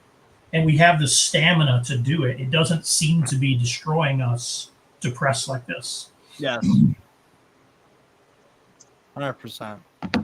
Agreed. There's some scripts. There we go. I need the goal, man. I don't want to. There shouldn't be. I want to go into the World Cup where we're winning. Huh? I want to go into the World Cup break on a win. Yeah. I mean, I'll take a draw against Chelsea, but honestly, when you contextualize it, no draw. Oh, no, I'm with Jay on that aspect. Actually, fuck that. Fuck drawing. I've lost all reasons, and we can do this. We can still Yes. We're still Yeah, we have 55, 40 minutes to go about. You know who takes a draw right now? Chelsea takes a draw. Yes, 100%. Yeah, Game, we'll take a draw. They would do that right now. Yeah. Like a cash out I like how option we're on just pressuring them That's on right. It's like a cash out option on betting. You take Mendy's it. Like, getting angry. Yeah, he is. He's shouting at everyone. Pulisic. Oh my fucking god. Get up, Pulisic. Pulisic to score an own goal to score a lucrative transfer deal. Fucking hope. Yeah, I like my good Americans around the world, but if you play against us, you're temporarily Yeah. American. No, I They're not on our team. I don't give a shit. Yeah. Plus, I think if Pulisic is going to get a lucrative transfer deal or whatever, I think his best chance to do that is to shine in the World Cup when all eyes are on you. Yep. You know, if you can put in performances against. I mean, he won't be shining. None of our players will be shining because we have a shit manager. But who is the US manager? Greg Berhalter, and he was hired for the sole connection that his brother Jay Berhalter had when his brother Jay was in charge of the USSF as a president. I was a president at the time. Right? American international soccer can give UK soccer or English soccer a run for its money for just pure drama, just pure lunacy and frustration. Yes. Well, I I know there's drama and two lunacy. centre-backs to the side of him. And I definitely know drama and lunacy because there's the easy way, the hard way, and there's the Scotland way to do things. Qualifying for the World Cup or not qualifying, yeah. Go find him. I'm at 57, by the way. I don't know. 57. I don't understand how we lose to Ukraine in the semi-qualifiers, and then come the Nations League, we absolutely pump them. Come again. Miggy. How do not get there? Miguel. Well, I mean, part of the reason for that was simply that you've never seen an away team be made to feel more at home in your life than what we did with UK. Yeah. And I get it with the emotion and the ball and all that stuff. But God fucking damn it. Oh. What a great ball from Willock. Yeah, at this point, bring Maxey on right now. We got to get this 1-0 over the fucking line, please. Hey, but it's, we're just now, I'm on 58, so we got a lot of time left in the game here. We do. Oh, Miggy. We still look fit, right? Nobody's dragging at the moment. Right? Oh, no, it's Chelsea who are the ones struggling. By And all, yeah. They can't even get out their own Miggy half. gets it. Oh. Go on, Miggy. Boy, they're just showing this replay of this Willock cross. That was a deadly cross from Willock. I can't Unbelievable. get that in. You know what's bullshit also, by the way, about all these offsides? I checked the stats. We are actually in the Premier League. We are in the top 3 in terms of teams least offside. So this fucking flag guy is a fucking idiot today because we're not as offside as he claims we are because we're not a team that's offside very much. the flag guy, also known as the linesman. Whatever the fuck his stupid name is. Koulibaly's on the ground. See, I just seen that cross back there as well. Great cross. We're playing so entertaining. Chelsea are playing. Chris Wood is the type of player. If that ball's in the air, he'll get that leap and he'll Yep, that's right, Connor. When it's a cross, like 100%. that, it's where you're crying out for Callum Wilson, really, because you know he's going to take that gamble quicker than Wood. Wood takes too much before going. But you don't want to risk Callum, considering he's been called up to the World Cup. True. You don't want to risk him too badly. But then, is that not, as a question for us as Newcastle fans, does that not pose a slight concern, knowing the injuries that he gets, that he could pick one up during the World Cup and then we come back short? Absolutely. I'm terrified of it. I'm scarred. Ever since Owen got mauled in 06, and even though he is a right proper bastard, he did get mauled at the Euros in 06, and that I'm scarred. I wish international play would be canceled so we could focus on actual footy. I'm terrified. I'm happy for them. Don't get me wrong, man. Like, if you don't want your players to go to the World Cup, that's a big deal for them. So I'm super happy for them, especially the form they're in. They deserve to be there, but yeah, I'm so afraid of them getting hurt. Right? I'm terrified of them. Right. Oh, come on, get Callum on. It's where the World Cup in November is insane for that exact reason. It is insane. It's insane. Somebody made a comment in another video, I think when Lee was talking the other night, would be lucky if Callum doesn't break both his legs over there. And then I laughed and then I cried a little bit at the same time, right? Yeah. Oh, God, please, no. That's all right. Gareth Southgate won't fucking ever take off Harry Kane. So, I'm not really worried about Callum. I don't think he's going to play much because he's just going to use Harry Kane. I think Botman just killed somebody. What? Who is down up there? I can't see who that is. Yeah, it's Conor Gallagher for Chelsea that's down. He's kind of looked like he. Okay, no, it didn't hit him quite as much. Welcome to Newcastle. He got motherfucking clattered. Welcome to Botman's world. But at full time from the other camera angle. Yeah, my knee. Kicked in the my dead. knee. My knee. Oh, look at that red mark on him. Oh, he got him. Ooh. That could. He got the ball first, which probably helps. He got the ball. Doesn't make full contact. I think if he does make full contact and doesn't get the ball, he's in trouble. To be fair, Yeah, because definitely. sort of Oh no! If he doesn't make any contact on the ball, it's a straight red. Be quiet, Connor. Studs up Stop crying. above the knee. I mean, like he's a lucky bastard. Get back on top.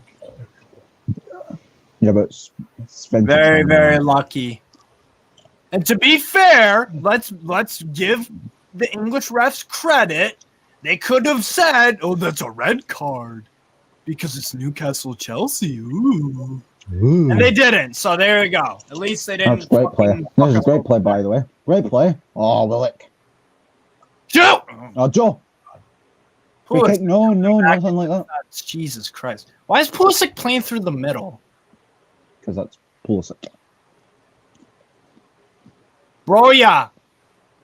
Armando Broya. That's a Guimaraes hunting him down. He's just giving it straight to... You just give it straight to what? That's a foul every day of the week. I mean, that's all day long. He's clearly just giving him a wee shot in the back. And the ref's standing right there and just waves it off. How is that another penalty?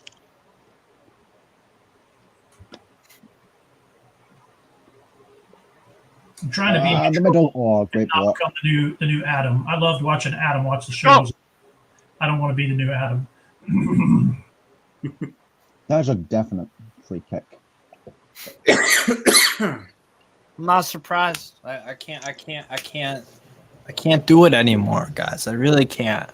Well, that's a great run. And Eventually, all the rage in your body for Premier League refs and their fucking just stupid decisions. Eventually, it literally is like, why am I saying the same over and over? It's like, especially when you haven't slept in 24 hours like me, it actually feels like you're going crazy.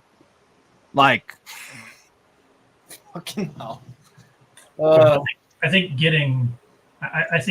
having referees make consistently good calls is just not really going to happen. It's never been part of the sport while I've been watching. Go on.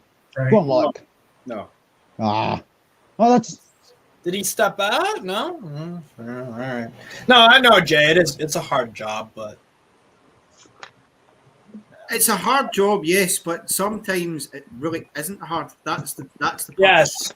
Yes. Because there are ones that are The you make something it's not rocket science. Yeah.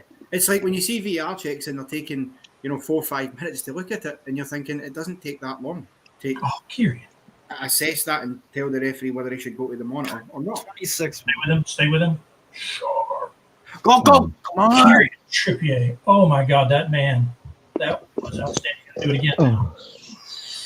Mount I think trying to do some Jay's getting fucking into this. Jogo Benito thing, and Joel Linton was just like, fuck off. Great save from Nick Pope Come there. on. Pussy. Yeah. Connor, I think Oh, you and the best fucking chance of the game. Pulisic. I think Connor and I are on the same time. I think right there. Oh, God almighty. Gallagher! Jesus Christ. Nick. Oh, save. That'll be save of the month. That's going to be in save of the month. Considering there's only This 2 isn't matches. fucking good enough. Come on. Well, I mean, we've got everything else of the month there. I mean, Almiron goal of the month, player of the month, Eddie Howe Manager of the month with Eddie. He'll get Steve of the month as well, just complete the bunch. Honestly, those of the month awards look like they ought to have a bottle of scotch in them or something. You know what I'm saying? They look like a Time for Willock to come off. Yeah, something's got to change. Yeah, no, it's time to make a change. Time to react. To me, it's Longstaff, but somebody, let's get ASM out there and get subs. Well, fucking anyone is stripped and ready to come on. He's just about good. So I think it's going to be thanks. Fuck. Can you imagine the lads down at the game right now? They must be going crazy in the stadium right now. This must be intense to be watching it. It's Chinese water torture, bro. Seriously. Oh, that's brilliant, Jordan.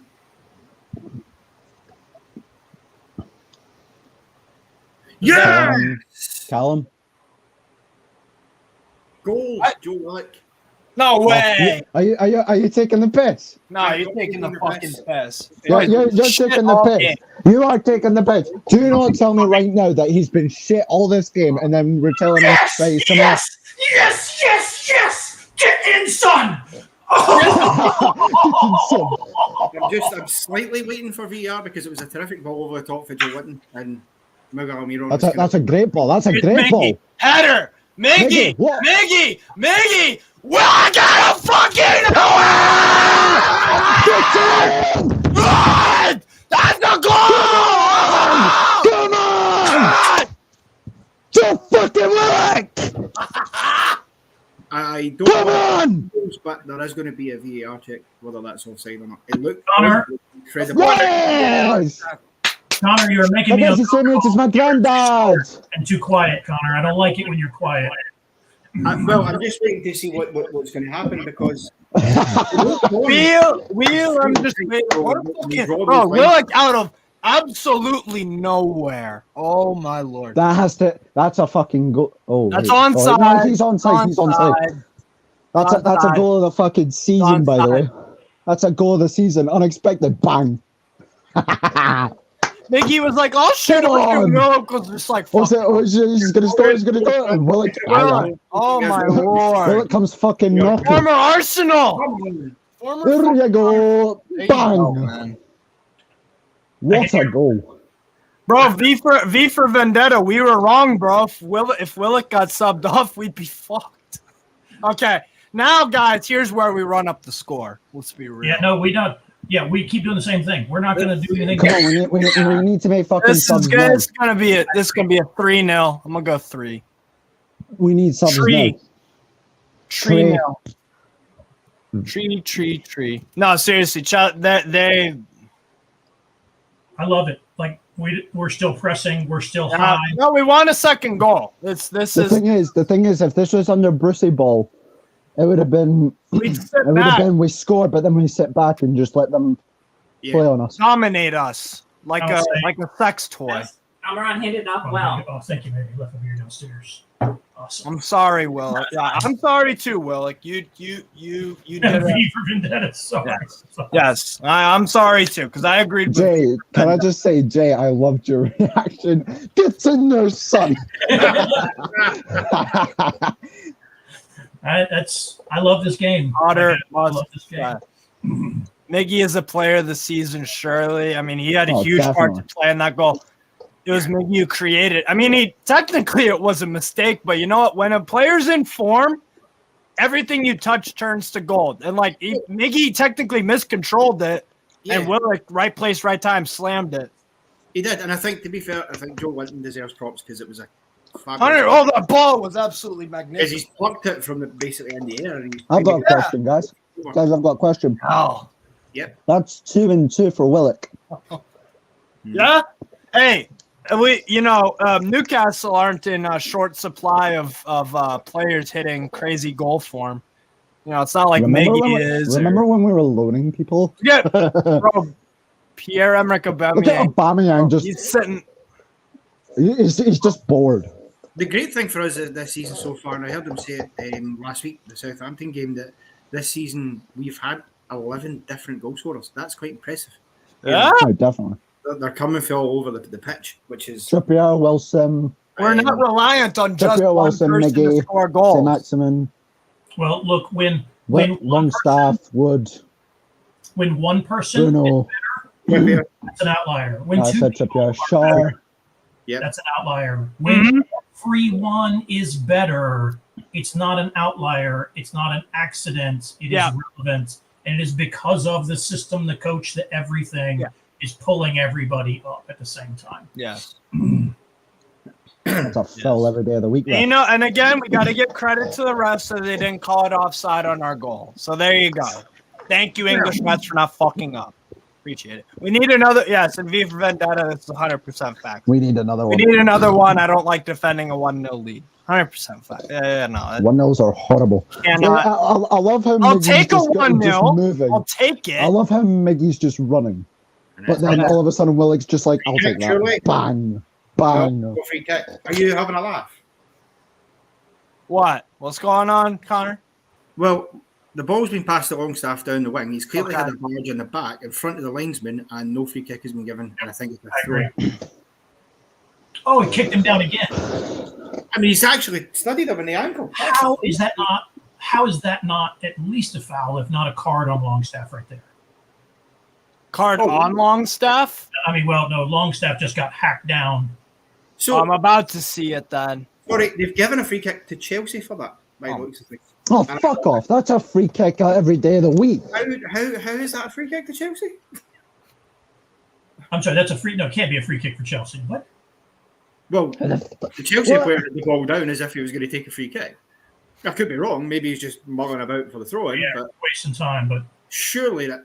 That's a treading on the back of the heel. That's a treading on the back of the heel. Obviously, I'm completely unqualified to be an English ref because I think I know how the game is played. In front of the linesman. Jesus, three subs from Chelsea: Ziyech, Cucurella, and Havertz. Yeah, because for Havertz. Let's feel Havertz is pish. Oh, yeah, pish. I've been talking to a lot of Chelsea fans, and a lot of them are just sick of him. He lives off that one fucking Champions League goal final, and that's it. I'll tell you this, guys. I'll tell you this. I've got a watch along for Havertz is going to do absolutely nothing. Why? The stats that have come up, by the way.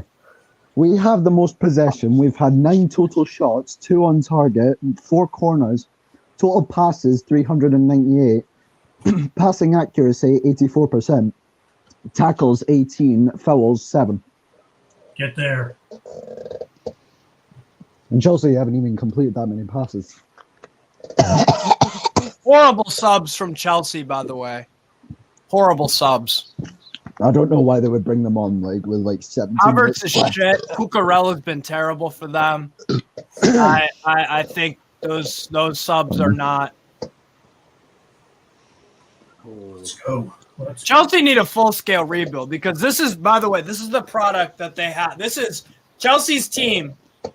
That's over the past 4 years. That's 400 million pounds worth of talent allegedly out there. Yeah. So we need to get our subs on there. I think I would be bringing. We need to finish above these fucking guys. We need to finish above Spurs. Focus on the game, guys. We need to finish this one off. That's what we do. We do. Havertz overrated in this season. No one can deny that. Yeah, exactly. Who's Mount right? As it stands, we go third. Yeah, 30 points. That's bad luck. That's super bad luck. Never do that during the match. It's bad luck. Trust me. We've done it the past 3 games, and and whenever I'm watching you, I'm in here being like, somebody tackle him. Right? I'm old. I know these things. Right? Bobman is a Rolls Royce, guys. It's your show. It's your show. You can certainly do whatever you want. I'm just sharing my old man. Callum Wilson, you're what's it called? You're a bit superstitious about footy. Yes, and nothing else in my life, but about footy, absolutely. Okay, fair. Callum Wilson's coming on. No, maybe what I have to do is since we want Champions League football this year, maybe I just should wear this shirt the rest of the year. Exactly. Steve, technically every stream we've the Champions League football into existence, the top 4. We are the champions. Yeah. Callum on for Wood. This makes sense. Yes, Callum's on for Chris Wood. extend the lead instead of another defender. Yeah, no, I 100% agree. Sorry, let me be clear about that. Wood's done his best. That is English international Callum Wilson coming on. That is it is. World Cup bound. Callum Wilson. I hope he doesn't just get halved. Watch it. He comes on for 2 minutes and he just gets snapped into 2. That ain't happening. By the way, speaking of getting injured, James Maddison. England have had some injury problems already before the World Cup. Maddison. Yep.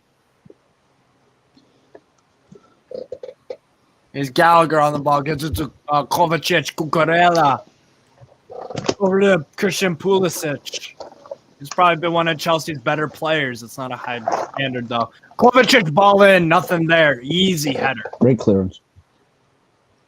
Awesome BLE. Would you take Joaquin Correa for 30 mil? Yes. Yes, I'd take from Inter. Yes, I would take Joaquin Correa. Goals scored 76 plus 90. Never had such a lovable group of players in Newcastle in recent years. 100% agreed. Totally agree with that. I don't know who to get on the back of my 3 shirts that I still have to buy. Like I genuinely don't know. Could be really any of them. When I go to the Fulham game in January, I'm gonna get all 3. I'll just wear all of them, and I'll just look so like so fat. I'll look like I put on 30 pounds. Yeah.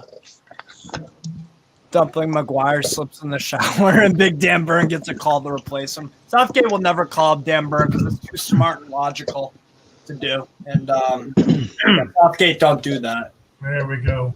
Well, I'll tell you one thing, and clearly I couldn't care less about England international team. Well, yeah. I mean, I don't think there's much debate about the fact that Kieran Trippier has got to be the best defender that they have got in that squad. I don't think there's anybody on current form. If Reece James is healthy, then there's that's yours, Nick. Possibly. Yeah, that's what I mean. No, like in current form. Paul. Current form, yes. Trippier's the best defender.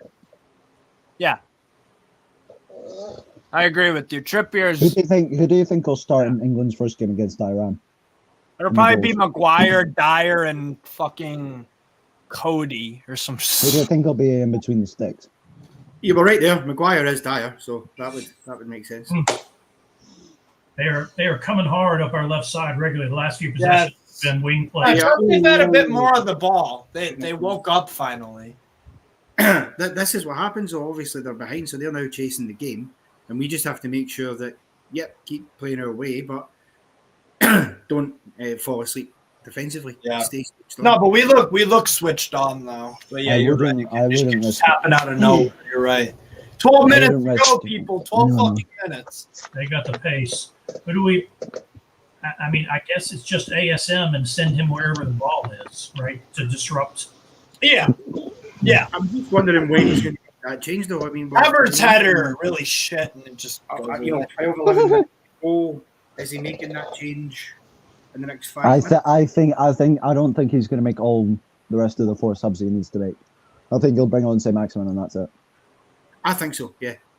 Well, in Eddie, I trust. He's the first. Because if it was me, I wouldn't risk anything. Good question here. From BLE, my Serbian Inter friend. Big up to you. How did Eric Dyer make the England squad and not Fikayo Tomori? Well, the only reason I can think of is that Tomori is a center back much more suited for a back 4. But the problem is that you're replacing a very good player with someone really shit in both center back positions in a back 4 or a 5. So it doesn't make sense either way.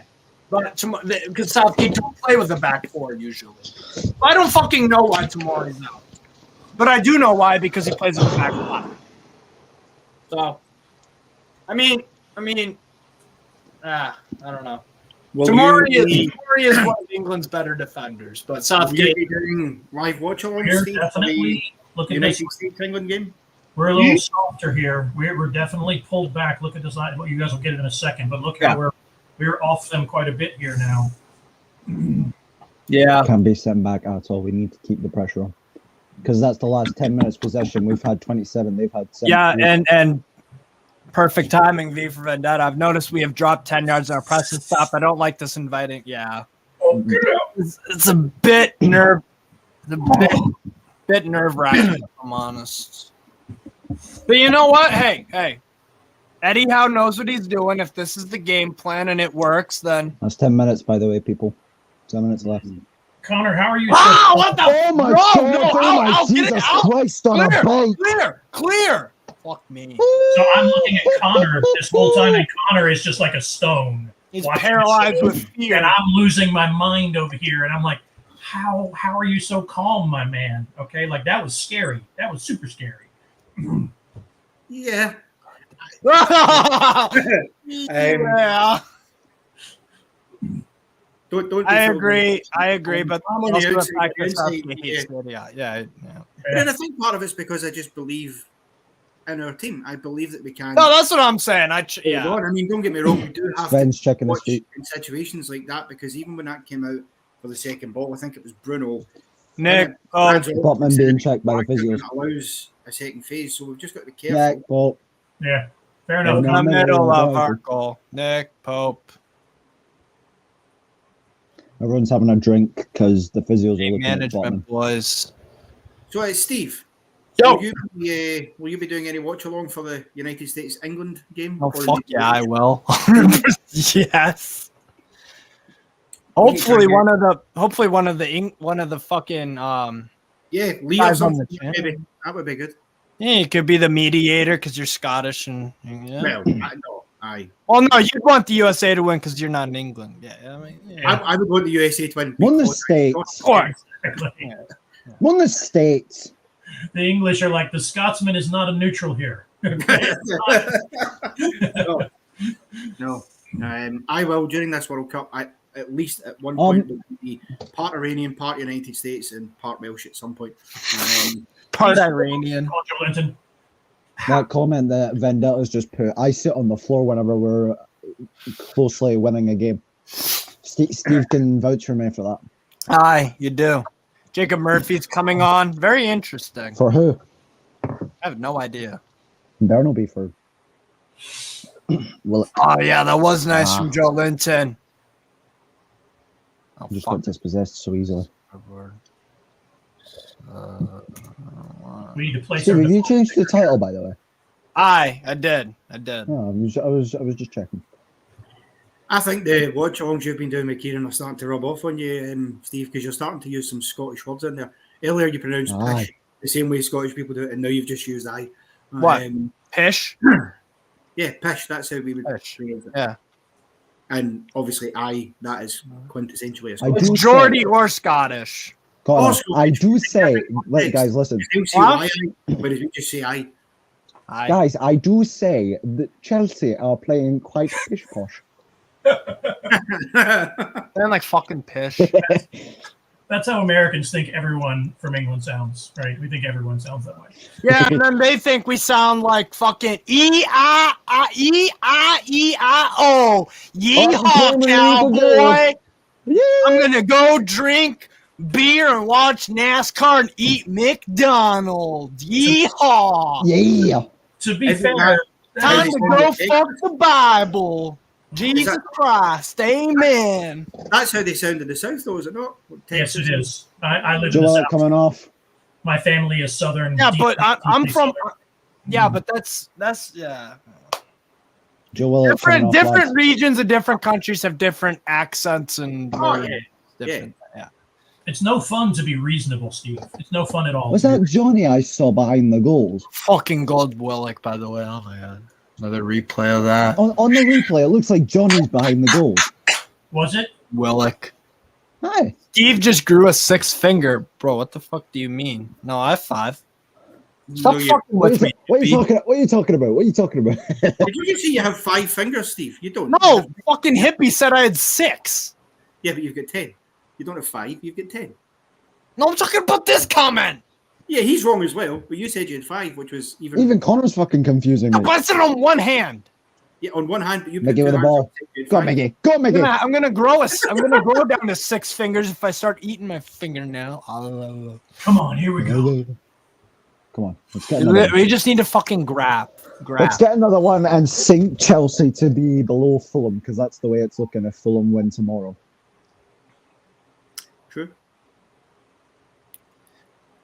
You know, the great thing is, though, and it was a measure of how well we've been, that no matter what was going to happen today, we could not finish outside of the top 4 before Christmas. Yeah, exactly. No, even if we lost today. Good. We're 5 points ahead of Manchester United if we win.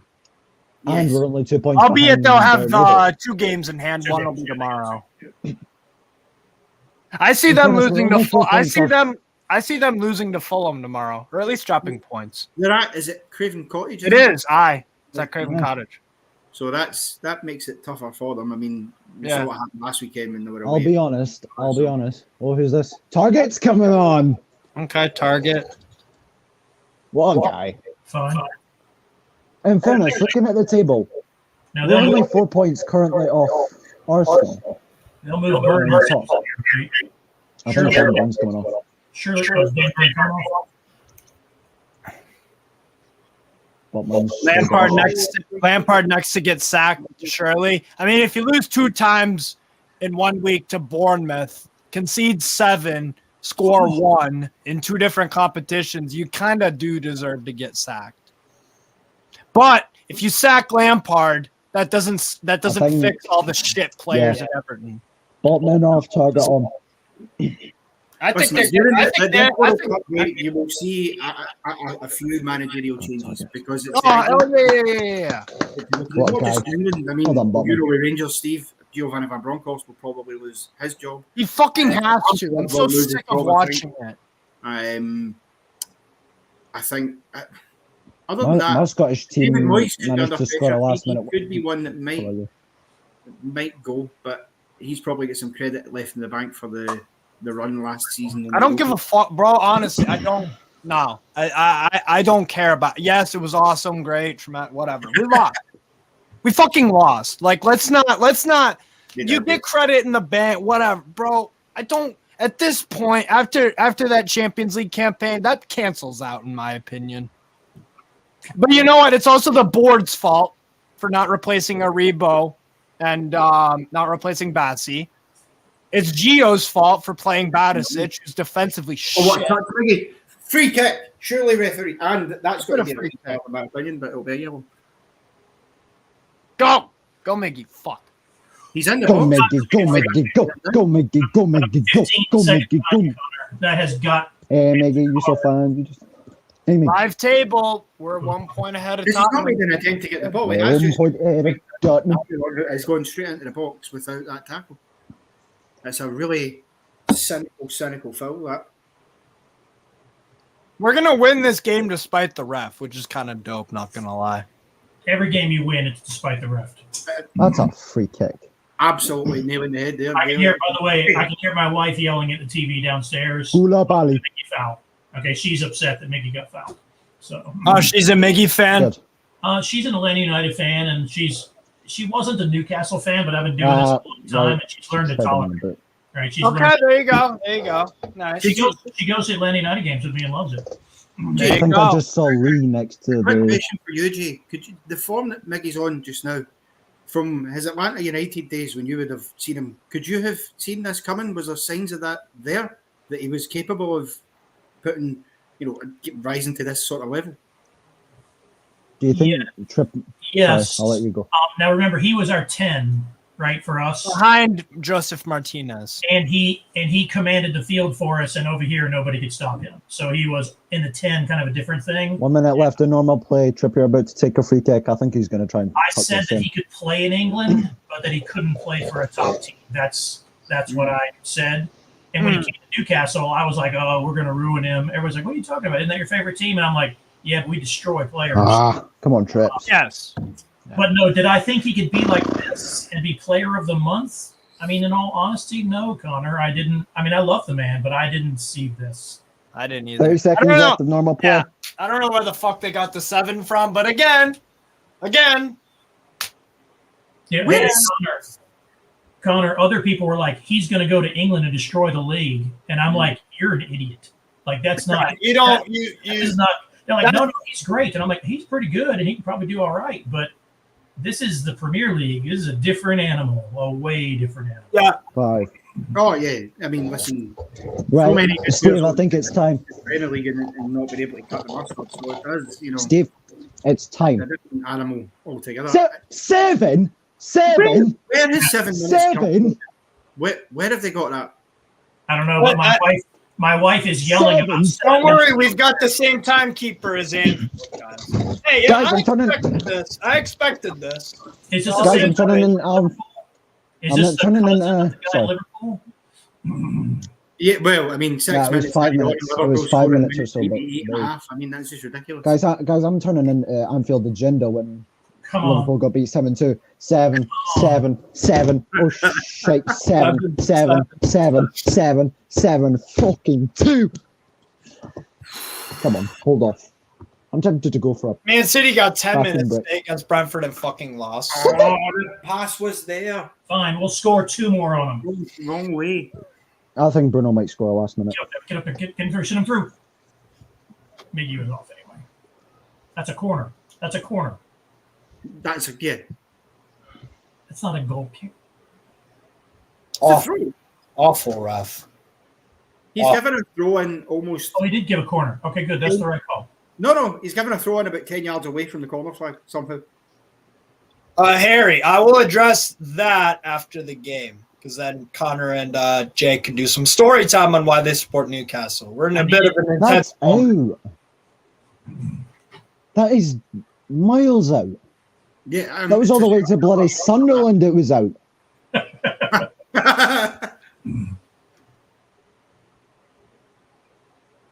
This is why, by the way, people, if anyone wants to know why I watch the other leagues a lot fucking more than the Premier League, it's because of shit like this. It is shit like this. The refs make the games just so frustrating to watch that it's like, why the fuck? And it's a waste of time.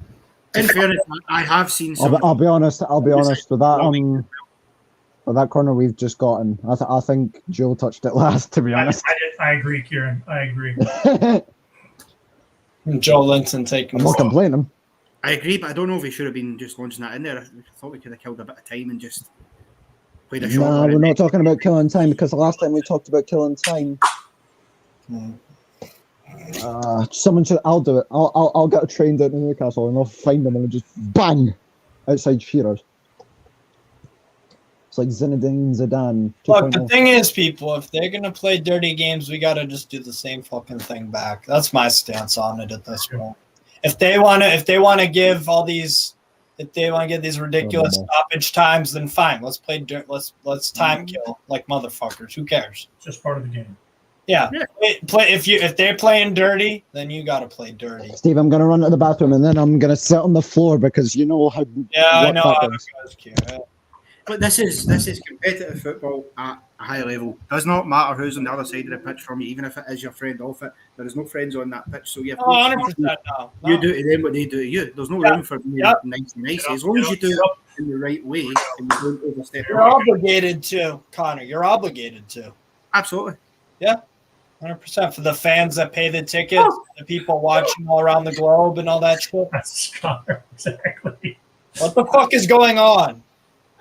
Nick Pope has been booked for time wasting, even though the Newcastle player was clearly injured or cramped up, whatever. But still, I mean, I don't know how he was booked for time.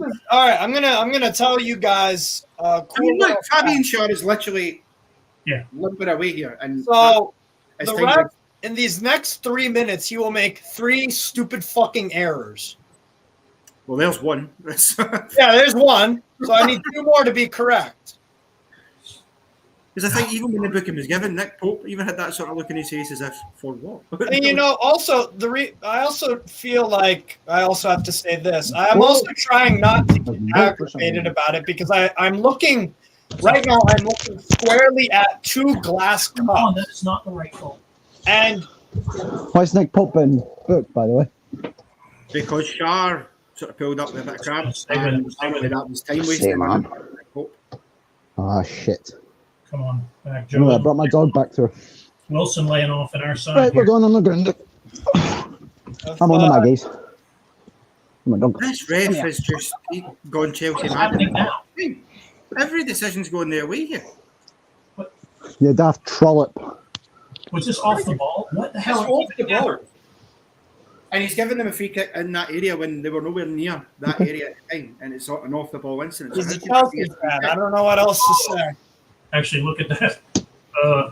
Yeah, no, I'm not. I think it is. He has clearly fouled them, but it's off the ball and it's about 7 or 8 yards further up the There's an park. argument now. So I don't see how you Come can on, get. why are we arguing? This game's gonna be played till like the 100th minute. They've got the keeper up for Yep. this one. Mindy's up. Jesus Christ. I think they just please defend. Come on. Hello, dog. I'm also like I said, people. I'm looking right now. I'm looking at 2 glass cups. Really? If I let this anger get the best of me, both of those motherfuckers. Go on, Joe. Go on. There's nothing The wrong keeper's with out. The keeper's Go on. out. Oh, you dickhead! Why have you done that? Just punt it down Oh, the park. you dickhead. Well, He you're said the not going chance to is to get. clear it down the pitch or hit it down and hope somebody runs on it with the keeper out, and for some reason he's trying to fancily chip it over the. Why didn't we ship the keeper? Come on, just get this free kick done and over with and just do it. I'm still here, ladies and gentlemen. Flag Hello, stays dog. down. Flag stays down. Hello. How Chip the long, keeper, Wilson. Ah, terrible touch. how long left? God only fucking knows how long. Seconds, but then it depends how long the ref adds on and added time. I'm at because only 96.50. Ah. I'm at 96.50. I'm at Hit 97.04. I'm 96.32. Kovacic! Great block! Fuck yeah. There you fucking go. Here's And Zia. the ref has given Chelsea another free kick and a booking on offer. Well, I think it's a free kick, but it's certainly a booking. Hi, Bill. Okay, come on, give us good luck, Bill. Come on. But the time's done now. We're now over the time. What's that? Well, remember, it's Like I said. How's Yeah, there a fucking oh my god. we're on the referee's watch. That's No, Come man. on. How We're long only- left? I don't fucking know. Just keep watching the We're, ref. we're, Keep we're watching the 40 ref. seconds Who the over the fuck time knows? on my Yeah. the TV anyway. So And fucking then he's accurate. booking long staff. What are you doing? oh, are they? Okay, the game's almost over. I know. Bill, what the f is this shit I'm watching, Bill? It's past 2. It's 2:30. Now Lascelles, who's the sub on the touchline, has also been booked. 9 minutes. He's going crazy with the cards. It is on the pitch. Oh, It is go on the fuck pitch. yourself, Graham Potter. Go fuck yourself. Get the fuck off the pitch, you fucking wanker. It is on the pitch. What is the referee doing? There's 7 minutes added on. We're a minute and a half over that nearly now. Come on. Yes! Full time. Game done. Fucking- Newcastle 1, Chelsea 0. Fucking come on, Dougie. Oh, why are you shaking? Kai Havertz has just squared up to Dan Burn at the end of the game there for some reason. Lads, I gotta What are you love you doing? and leave you. Steve, Kieran, Connor, I'm late. Jay. I have to go. See ya, Okay, Jay. bye. Peace out. Great fucking win. Get the fuck in. Well, Nice. I want to listen See to you, this Jay. roar, by the way. I want to listen to this roar. Take care, bro. Come on. It still hasn't fucking. It's finished. Oh, full time! Fucking get in there, you fucking legend. Done!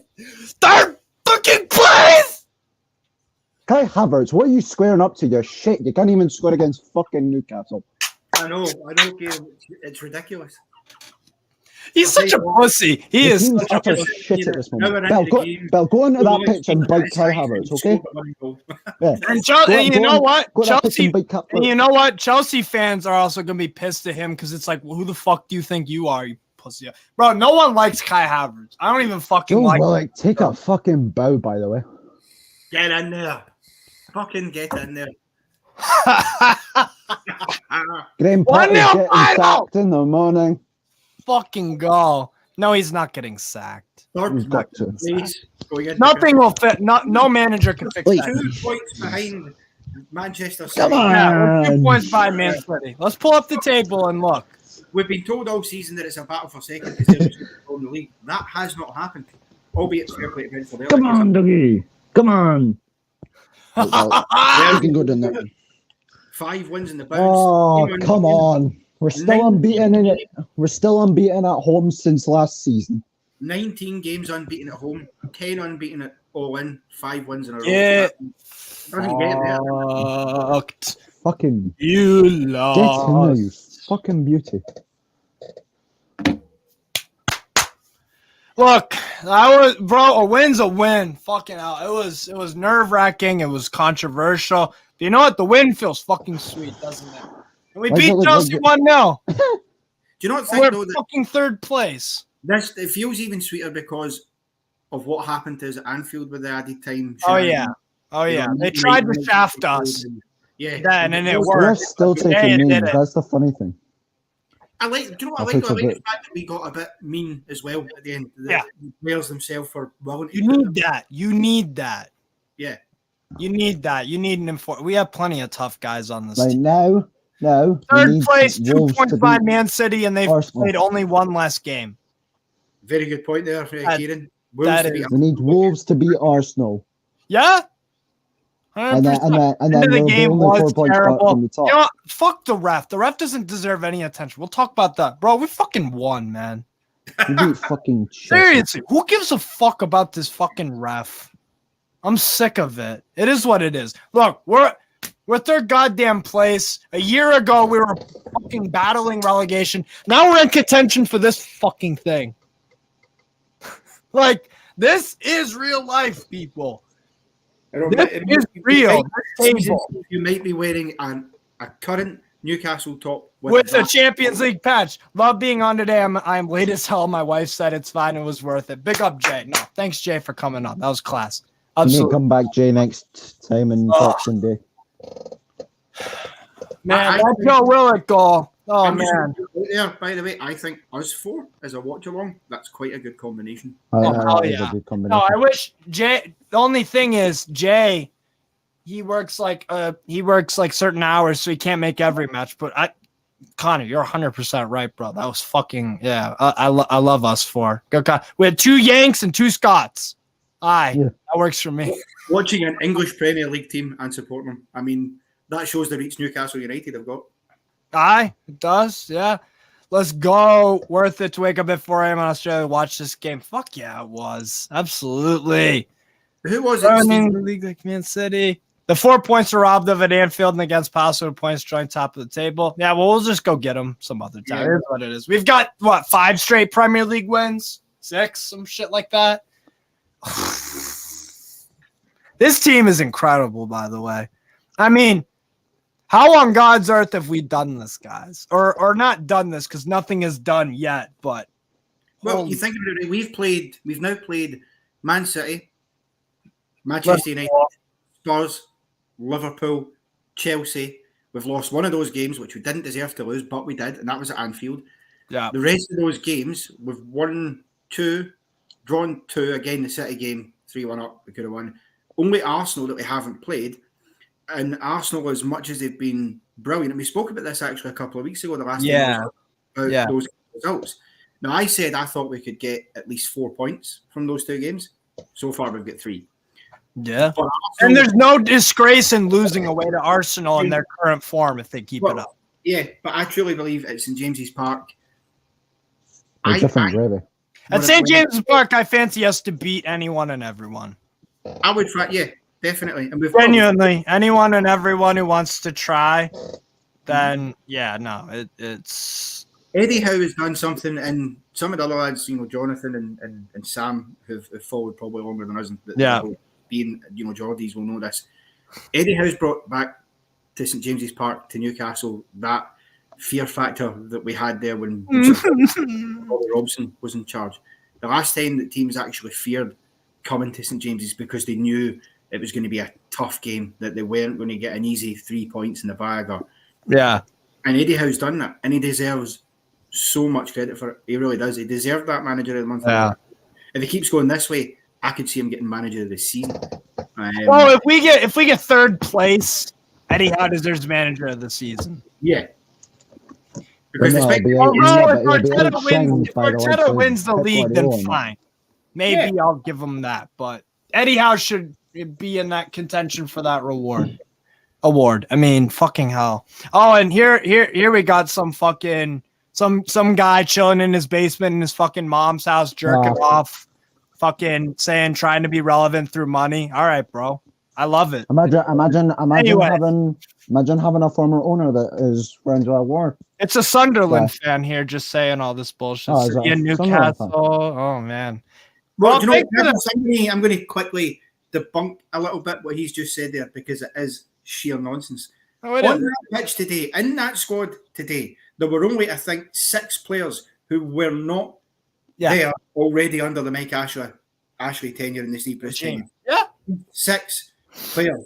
So, in And that period, one of them scored. every club will have signed 6 players in that period of time. Yes, we've signed sensibly. And in fact, we've still got guys like Alexander Isaac who's still out injured to come back. Obviously, saint-maximin made a cameo appearance, really not fully fit. So we're still doing this with other players out. And we're doing this with players that Eddie Howe is getting the best out of. Joe Linton is looking like a £40+ million player now. He More did than that at this point. for a long time. Miguel Almiron has been, I mean, Jack Grealish, you know, he should probably Shut the fuck down. He's put a rocket up Miggy's backside because that's fantastic. So, the nonsense with the money can do one. The fact is, Sunderland fans are jealous because we have a good manager. We now have positivity around the club, and they're still struggling to keep in the Championship. That's, you know, they've spent 5 or 6 years outside the Premier League now, changing managers like I change boxers. So it's screw them. We won, and we're going to be winning. Bro, I don't care. I mean, I feed the trolls. You know why I feed the trolls? Because, number one, it actually gets more engagement to the channel, so it actually benefits. Because if I say something to him and he says a comment back, it actually helps out the channel. As long as he's not being abusive, racist, any of that bullshit, he can say whatever the fuck he wants. I don't care. And honestly, I'll engage with trolls because it gives the channel more interaction. So him being a Newcastle hater actually helps me and the channel. Yeah. Like why not? Just And, like and you know, just like I'm paying attention to other comments too. It's not like I'm just zoning out. A good comment, like for example, here. I'm not just reading troll comments. Here, Hippie, great comment. Team chemistry is probably the best of any professional team in the world right now. The only teams to me that play better, like the more cohesive, I'd say Napoli are up there. What's that? Right now. That's Bell right now. Lying down. Aww. When we scored, I actually Sunderland don't need money to the, achieve she's behind things. the Yeah, coach. you don't achieve anything. You're in the Championship, bro. Anyways, we move. No, but what do you think of this? What has comment Sunderland from- actually done? What has Sunderland actually Nothing. done? Oh, we beat Birmingham. Oh, we beat Birmingham. Oh. Connor, what do you think of this comment here? Do you think Newcastle, in terms of chemistry within the squad of what we see, is in the best of the world? Chemistry, not ability. In terms of every That could man be out there. knowing his role and whatnot. Look, I think we have to. In the Premier League, I think we've got the best chemistry in terms of that balance that you need because every player knows his role. Every player goes out there, carries out their role, and they do it to a high quality. I do think that we're a way to go. You know, you still have, if you look in the world, I mean, teams like Real Madrid, they've got pretty good chemistry. They're a pretty damn good side. You know, so we're a while before we're there, but I would stay in the Premier League. Yeah, I don't think consistently we've had that chemistry. We haven't had that breakdown yet. Now look, none of us are sitting here being blinkered or thinking that we won't have some disappointments in the season. Man City, listen to this. Man City at home couldn't even beat fucking Brentford. And we hammered them, yeah. And yet we hammered them. Destroyed Brentford. Literally put them to the sword and fucking then some. This is a Brentford team who just went out the cup. We put a rocket in their arse and sent them to Jupiter. Yeah. Yeah. Brentford hadn't won a home game or an away game, in the Premier League this season until today against Man City. That's fucking crazy. Nah, today's been surreal. If Sunderland were owned by anyone from the Middle East, you'd be cheering him. Exactly, he would. He's just a hypocrite, it is what it is. Another good comment here from Hippie. Team is playing for each other, not their individual statistics. Yes. And that shows because we're not just passing to one guy. yes, there are some I'm times still here. where I'm just gonna go outside for a walk. no worries. I need one.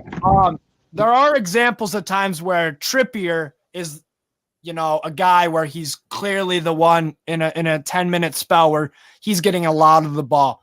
But it's not just Trippier getting involved. It's Miggy Almiron, and then it's connecting with Bruno Guimaraes, and then it's connecting with Wilson. Like, it's a team performance and a team. We are one of the best teams in the Premier League. That's why we're third place. Yeah. We're one of the best managers in the Premier League. That's why we're in third place. Money isn't the reason that we went and bet Spurs. It's not the reason we bet Chelsea today. It's not the reason we got a draw against Man City or Manchester United. If money was the sole reason, Everton would be in the Champions League. Every one of those teams from 1 to 11 are worth more than our whole squad right now. Yes. The money we spent. Yes. You can't use that argument for those teams. Yes, for some of the teams round about that will traditionally would be more round about us, the Brightons, the Palaces. Yeah, that's maybe slightly different now. But, I mean, Man City have got a team that are worth probably $1 billion. $1 billion. Easily. Yeah. $1 billion. That's probably about right. Probably worth about half a billion or something. So if you're looking at just pure numbers and what players are worth, yeah, we're not there yet. So we're not getting those results just because we spent some money. I mean, actually, Steve Bruce spent, in his whole tenure at Newcastle, will have spent about 160 million, 170 million pounds. His first transfer window, 90 million. And look, to be fair, to give the devil his due, he did bring in Joe Whitton, but he never got the best out of him. But clearly, he brought in Willock, technically. Yeah, so in that respect, it's not like we've been out with but he didn't know how to use Joe Linton. He didn't know how to use Joe Linton. It's kind of like buying a cheap Ferrari. Like, oh, I got a great car, a great player. It's a little expensive, yeah, but I don't know how to drive it. Yeah. That's essentially what Steve Bruce with Joe Linton was. Yeah, this is is a Brazilian from the Bundesliga. He's got some talent. Cost a lot of money, so ha ha ha ha. And now it's working out. It's because Eddie Howe knows how to drive the fucking car, and Steve Bruce didn't. That's what it's like. That's exactly. Money's only half the equation because it doesn't matter how much money you have to spend that in a sensible manner and on the right players. You could spend £200 million and bring in a lot of rubbish. It happens. Look what Man City done. What we've done is actually shown the lessons that can be learned from when Man City first took over. They just threw a lot of money at the wall to see what would stick. That's how they ended up with players like Joe, who was past his prime, Robinho, who had moments but wasn't really good enough, among loads of others, and they had the wrong managers because we still had put, like Mark Hughes. What we've done is we've been sensible. Now, Eddie Howe was the second choice, but he's clearly went away since his time at Bournemouth, and we know he did because he went to Spain and stuff like that, and he went and learned because he accepted, unlike other managers who will not be named, that he could be better and that he could learn more. So he went, bettered himself, and he's came in and he's shown that ability because we were told when he first came in that Eddie Howe couldn't set up a defence. We're now the best defence in the league. So clearly he can do that as well. So it's all those factors. I just think it's a bit disingenuous to constantly say, oh, it's money. It's far too easy to just... No, and also, by the way, if money was the end-all and be-all, why aren't Everton in the Champions League? Because they've spent more money than Liverpool over the past 6 years. Mm-hmm. They spent a lot more money, I think about 100 million more than Liverpool on transfers and stuff. So why isn't Everton like one of the better teams in the league? Oh, because they spent it like shit. They spent it like complete shit. And we have spent so far under Eddie Howe in the 2 windows, the only blemish was 30 million Chris Wood. And guess what? He still scored for us the other fucking day. So it's not all doom and gloom. Yeah, we'll move on from him. And it's not going to be a successful transfer. But to be honest, that move helped us stay out of the relegation zone. It weakened Burnley.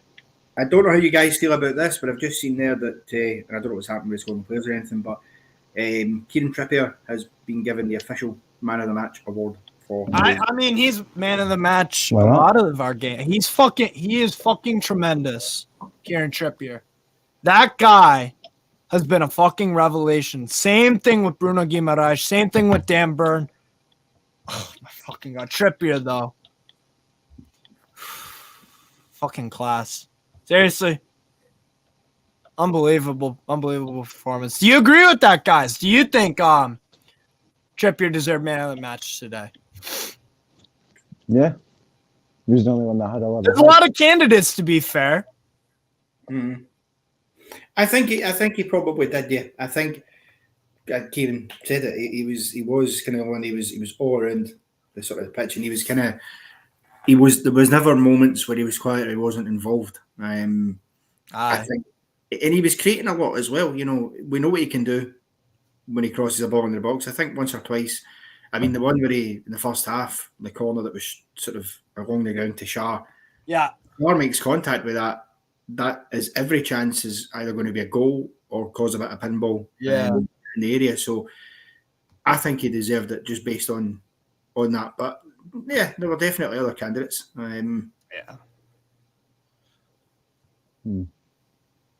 Would you say, I thought Dan Burn was good. Our center backs, that second half, probably the last 20 minutes of the game, were fucking brilliant. Seriously. That was fucking sensational, our defense in that last 15, 20 minutes of that game. Because Chelsea were causing a bit of problems, but we dealt with everything. And Nick Pope also made a huge fucking save. And that save was beautiful, by the way. Fucking great save. Tip around the corner, around the post. Brilliant. Yeah. Fucking tremendous. And yeah, Chelsea threw the kitchen sink at us, 3 subs and everything at the end. And the ref was trying to help them as much as possible. But guess what? That's still not enough to beat Newcastle United at home. It's not enough. You got to give more. I think the ref, and somebody I think said it in the comments earlier, and they were right, the ref completely lost control of the game. The game was too big for him. Completely lost control. I mean, you may as well put a 5-year-old out there, left, right, and centre, and there didn't seem to be any, some of them, but when he's shown, he just get flustered. I mean, when he's running up and showing yellow cards to Nick Pope, who didn't waste time because Shah was on the ground, so why would he want to play the ball out when his player's on the ground? That's just obvious, and it was for 10 seconds, so. He did clearly get flustered. And I think the Chelsea players, their frustration was shown as well because they were getting into it with some of their players. I mean, even Lascelles was standing as subs do on the side, doing warm-ups or whatever. Probably said something in the ear of the Chelsea player taking the throw, who I think was it Cucurella or something, I think. But Cucurella bites and turns down and decides to tussle with him instead of taking the throw. So I think that the ref was just all over the place. At the end, he really was. You may as well have had a 7-year-old officiate it, because that's about the authority the guy commanded. And he's not a very good ref, but like I've been saying this whole stream, like I've been saying my whole time on YouTube, English refs being shit. What's new? I'm not surprised anymore. Seriously, it's like walking into a candy shop and being upset or offended that there's candy everywhere. What did you expect? What'd you expect? If you go to France, you're going to see riots and crazy people everywhere. That's just France. If you go to Scotland, you're going to see people beating the shit out of each other and people just being like, aye. It's every other day. Aye. Am I wrong? Seems like a normal day. Am I wrong? A lot of tough motherfuckers in Scotland just beating up each other and then after just hey, nice fight. Take care. See ya. It's like going to Scotland and being offended or scared seeing that. It's like, what do you expect when you watch a Premier League game? The refs are going to be shit. That's all there is to it. That's all I feel like saying about it. It's going to happen again and again and again. It is what it is. The thing about Scotland, though, is that someone will beat the shit out of you, but they'll also phone your ambulance after it. We'll beat you up, but we'll be concerned about you after. Yeah, aye. But kick the shit out of you, it'll be, are you all right? Do you want anything? Do you want water? Just beat the living daylights out of someone. Do you want a tea? Do you want a tea or coffee? Tea or a coffee and a crunchy or a Kit Kat? To be fair, or we're not American. It's like that one. It's like that one lassie that said that was like, "Oh, things you shouldn't do in the UK: refuse a cup of tea even if you're unconscious." Ugh. Death, taxes, and English referees being actual pucks. Exactly. Yeah. Oh, Andy Bell's in the comments. Yo, big up, people. I'm doing a fan reaction show after that because that fucked me. I was going to say, Andy should join us. I definitely should. Definitely should. Get a Geordie on here. Absolutely. Nah, people. That was... that's not Glasgow. English on a Friday. Is the score of the players coming up from the guys at the ground? Yeah, I think it's an hour after the game ends. So in 40 minutes, they'll do scoring the players. Since it's a home match, yeah. Then maybe I can get some fucking sleep for at least a little bit. So I have work in you need your sleep. I have work in 6 hours and I haven't gone to bed in 23. So is what it is. Go to bed then. That was worth it though. Yes, I've been up for a whole day. Why have you been up for a whole day? Because I work night shifts, mate. Go to your bed now. And I had to stay up awake for the game so that I couldn't that I didn't miss out. You know what I'm saying? So what time are you on just now? It's almost 3. It's almost 3 o'clock. Super City. Here's an interesting thing to talk about. Big up Super City. You lot aren't top 4 contenders. You're title contenders. Honestly, at this point, guys, let's think about it like this. Yeah. Let's think about it like this. If we were to ever dare to dream, Leicester have done something crazy like this before. To be honest, though, I have never, before this season of a full season, right? Going into last year, I thought we were going to finish bottom. We had shit owners, a shit manager, and some really shitty players. Stadium was fucking crap. The facilities were crap. Training fields were crap. The women's team wasn't getting proper investment. It was just a shit show all around for a great club. I've never been able to dream about Newcastle doing any of this stuff before. Any of it. And I'm sure, Connor, it's been quite a while for you to honestly dream about what Newcastle can do in the English domestic scene in the Premier League in terms of finishing very high and in terms of doing some damage in Europe's or in an FA Cup or a Carabao Cup. So, you know what? At this moment in time, we are title contenders. I'm going to dream on. I know we won't win the title, but until it's mathematically not possible, top 4 is on. Top 6 is on. Title maybe is even on. We're 2 points behind Man City for a reason. I haven't seen us in this good a position almost the entire time I've followed. I've been in Newcastle Among the Wolves.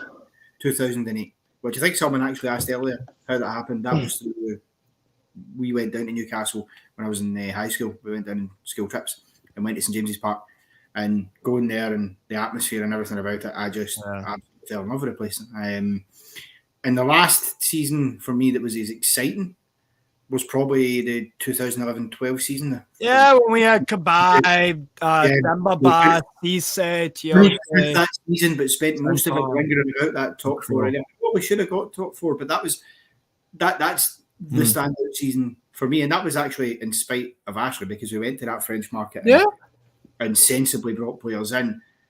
In terms of title contenders, look, it's not bro, I'm telling you, with the title, it's just a dream. I'll run with it as long as I can. I'm not going to be upset if we don't win the title. But no, the challenge for Eddie Howe is going to be, and I don't know how Kieran feels about this as well, depending how well we do this season, if we finish in the top 4 this season, whether we finish 3rd, 4th, whatever, the difficulty on Eddie Howe becomes that the expectation levels are then going to be sky high next season. They're then going to be set to a point where we're going to be thinking, well, okay, we're in the Champions League, so you'll get leeway because you'll be playing midweek games and games of the weekend, which, by the way, will give us a slight advantage over the other teams in the top 4 because they are still in Europe just now. But it does add a little bit more pressure, so that we'll need to see how that is handled. There's something to think about. We've just beaten a former European champion. Yeah. From just 18 months ago. Yeah. Exactly. Yeah. I mean, this isn't. Last time we beat Chelsea at home was what? 4 years ago? 3? It was the 1-0 Isaac Hayden goal? Yeah, last minute. Yeah, I remember that one. Yeah. So we're breaking a lot of records, and we're doing well against London clubs, which has been historic. Like the past 5-6 years, however long, we've struggled big time. I mean, Definitely. we have one loss through 15. One loss through 15. Is that not title contender form? That would mean we are more than a third of the way through the season, a little bit over it. 15 times 2 is 30. Depending on how tonight goes. 2 losses through 30. That's title. Thing is, Steve, depending on how tonight goes, if Arsenal lose or drop points. If Arsenal somehow lose, we're the only club to have lost once. Yeah. Like this entire season. Yeah, that's true. That's very true. But anyway, there was one thing I wanted to respond to you, Connor, about it. Now, I want you to just be imaginative for a moment. Let's say we did win the Premier League, yeah? Isn't that kind of worth having those crazy expectations the next year because we won a fucking Premier League? Oh, of course it is. Yeah, that's what I'm saying. Yeah. But it's sometimes what happens, and I'm not saying this would happen in our instance, but it did happen for Leicester, is that they won the Premier League. Then the next season, they started off on a poor patch of form, but they were in Europe as well. Ranieri was sacked after like 12 games, which is harsh. The guy literally won the Premier League title with them. That was something that, they went from almost relegation favourites. And we've kind of, weirdly, there's a symmetry because we were relegation. Yes, that's also, bro, I was literally going to bring that up. Thinking sometimes boards can get jittery because if that happened and then we started a bit slower, we went in a patch, would a panic set in and then does Howe find himself under pressure? That's the only worry. But it would be worth it, obviously. To win any trophy this season would be worth it. And I think, at the very least, we're certainly candidates to win a trophy. I mean, look at the League Cup, for example. Yeah. The field is opened up there. And we know that at least one of Man City or Liverpool will go out in the next round. And that then leaves, at best, 2 top 6 teams left because obviously Chelsea are already out, Spurs are out. We're at home to Bournemouth. Now, that was 0-0 the last time we played them, so we have to be better. But it's hard to deny there's a chance there. I would love if we could get that trip to Wembley in a cup final. Yes, that would be spectacular. And to answer your question, Liam, a top 4 finish or win a cup. I'm a trophy guy. Win a cup. I'll take a cup. Why not do both? Exactly. Obviously both. But if I'm trying to be honor the question as it is, I'll say if I had to pick one cup, definitely a cup. Yeah. I wouldn't mind taking the Carabao Cup because we're doing a lot. 100%, bro. Carabao Cup, FA Cup, of that. Premier League. At the end of the day, no matter how many people they care about, it's still a cup at the end. I'm in dreamland with both Newcastle and my local Scottish team, Ayr United. Am I saying that right? Ayr United. And once in a million years season for both to be doing so well. Big up, man. Big up LSO Inferno. That's awesome, man. Cup first, but we can do both. We could, man. Look, and here's the other comment I wanted to point out as well. Where was it? It was something along. I'll just paraphrase for the moment. Here it is. LSO Inferno made this great point. I can't be the only one thinking we're gonna go nuts in January. I'm not sure we need to. I don't think we're gonna go too balls to the wall. No, I think we'll be smart. I think whatever Eddie. Here's what I think. Just sorry to interject real quick. That's fine. I think Eddie Howe will get whatever the hell he wants that is attainable. Yeah. He wants a left winger. If he wants Moussa Diaby for this price, Newcastle will try their very, very best to get him. If Bayer Leverkusen don't want to sell, he doesn't come in. But if they do want to sell, they'll bring him in. If they want James Maddison, they'll go and get him. Mm-hmm. If they want Tielemans, they'll go and get him. If they want, I don't know, maybe a backup right back, just in case Trippier gets injured, they'll go get him. Maybe a backup center back, just because Lascelles is a bit shaky. A cheap one. It doesn't have to be anyone amazing, but like a Dan Burns signing. You know what I'm saying? Yeah. Yeah. Maybe an Adam Webster from Brighton. Who knows? What we need to do is pad out the squad, and that's going to be a challenge because in terms of the starting 11, which minus and plus a couple of players will slightly change, is roughly going to be the same. And you can't make a case to really drop anybody from that, other than maybe a Longstaff or whatever. Now, what we're going to have to do is bring in good quality players that will be happy to compete, knowing that they'll be competing, that it's not going to be a guaranteed, starting kind of thing, that they're going to have to battle for that. Because the one thing I would say, if you look at our bench, and it's where our weakness lies, if you compare our bench to Arsenal's bench or City's bench or even Chelsea's bench today, it's not quite as strong. In terms of just names, obviously Chelsea's bench didn't really make an impact today, but that's where we need to slightly improve. But the good thing is, so far, our transfer policy has been very, very sensible. We haven't overpaid for players. We've been asked to for a few players, and we've walked away for a couple of deals. Darwin Nunez, we have walked away from certain because we were being asked for numbers that we just weren't willing to pay. Now, that's going to happen when teams know you've got money. They're going to get as much as they can get. And we don't want to cave into their ridiculous demands, because then people are going to, like Man United. People know they can go to Man United, give them a shit player for a lot of money, and Man United would be like, yeah, sure. Because they know how terrible they are in the transfer market. They take advantage of Man United. Like that, for example. Speaking of them, I saw a post yesterday. It was basically saying, we're looking at these, Man United are looking at these players to possibly sign in January. And there's a picture of Bruno. You've already got one. Why do you need another? They are not getting Bruno off us. There's no Definitely. chance. He's just, literally, I was thinking, he's just had a kid. He's not going to want to move. Nope. Oh. Bruno might. The only way I see Bruno leaving is Real Madrid in like 4 years. I could see that. I don't think he'll play for any other Premier League. In fairness, Bruno has said he wants to stay at the club and become a legend. If he stays for like 5 or so plus, he can do that. What? Okay. Anyway, yeah.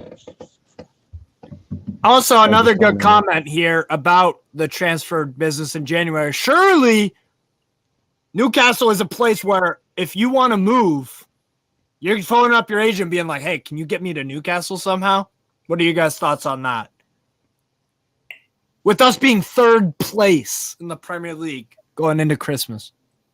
Well, I mean, look, certainly on the trajectory that we're on, of course, it's attractive for players. I mean, I think we've probably surpassed certainly media expectations with some of the players we did sign.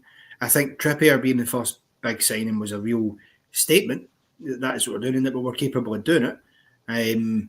Look, it's undeniable that clearly with the wages we can offer certain players, that in itself has also been an attraction at this starting phase. But when you're starting to become more successful, and obviously I think everybody knows if you get into European football, you're going to attract, better calibers of players as well, because every player wants to be playing in European competition. So whether that's Europa League or the Champions League, that itself is going to be an attraction. And the thing is, you're looking at the table this season, it's inevitable that at least one or two big clubs are not going to get into Europe.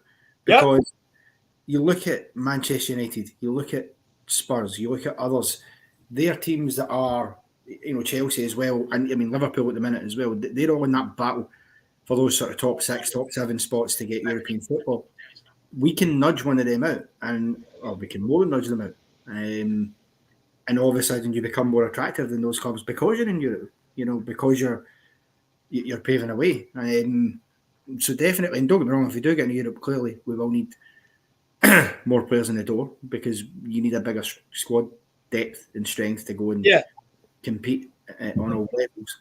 Especially if you're playing Tuesday, Wednesday, Saturday, or Thursday, Sunday. And officially, Nick Pope has the most clean sheets of the Premier League. Nice. No surprise. Fucking class. Sven Botman, another game, another win. No losses. 7 clean sheets from Nick Pope. That's unreal. 7 before Christmas. Ramsdale, Ederson, and Danny Ward are joint on 6 for most clean sheets. And then there's just Nick Pope, yeah. Well, here's the question. I mean, anybody who's English in the chat, because we don't have an Englishman here, in terms of the goalkeeper that will be their number 1 in the World Cup, I mean, I think it would be a toss-up between Pope and Ramsdale. I know Pickford's traditionally been it, but I mean, the season he's had, I don't see how you could justifiably play him in front of Pope or Ramsdale.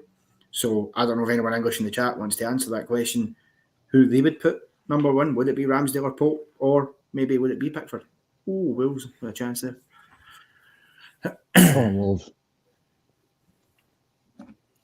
Wolves. Wait, sorry, Connor. Bro, what were you saying? I'm sorry. I'm so fucking tired. What were you saying, man? I'm sorry. No, I was just putting a question out to the chat about, the English people in the chat about who they think should be the number 1 goalkeeper in the World Cup. Oh, well, Pickford. I watched the Everton game today. Pickford was fucking shit. He made 2 horrible errors on both the Bournemouth goals. But for England, he's fine. So I guess fucking he gets to have it. But England are a shambles. That's all I'm gonna say, man. They're fucking shambles.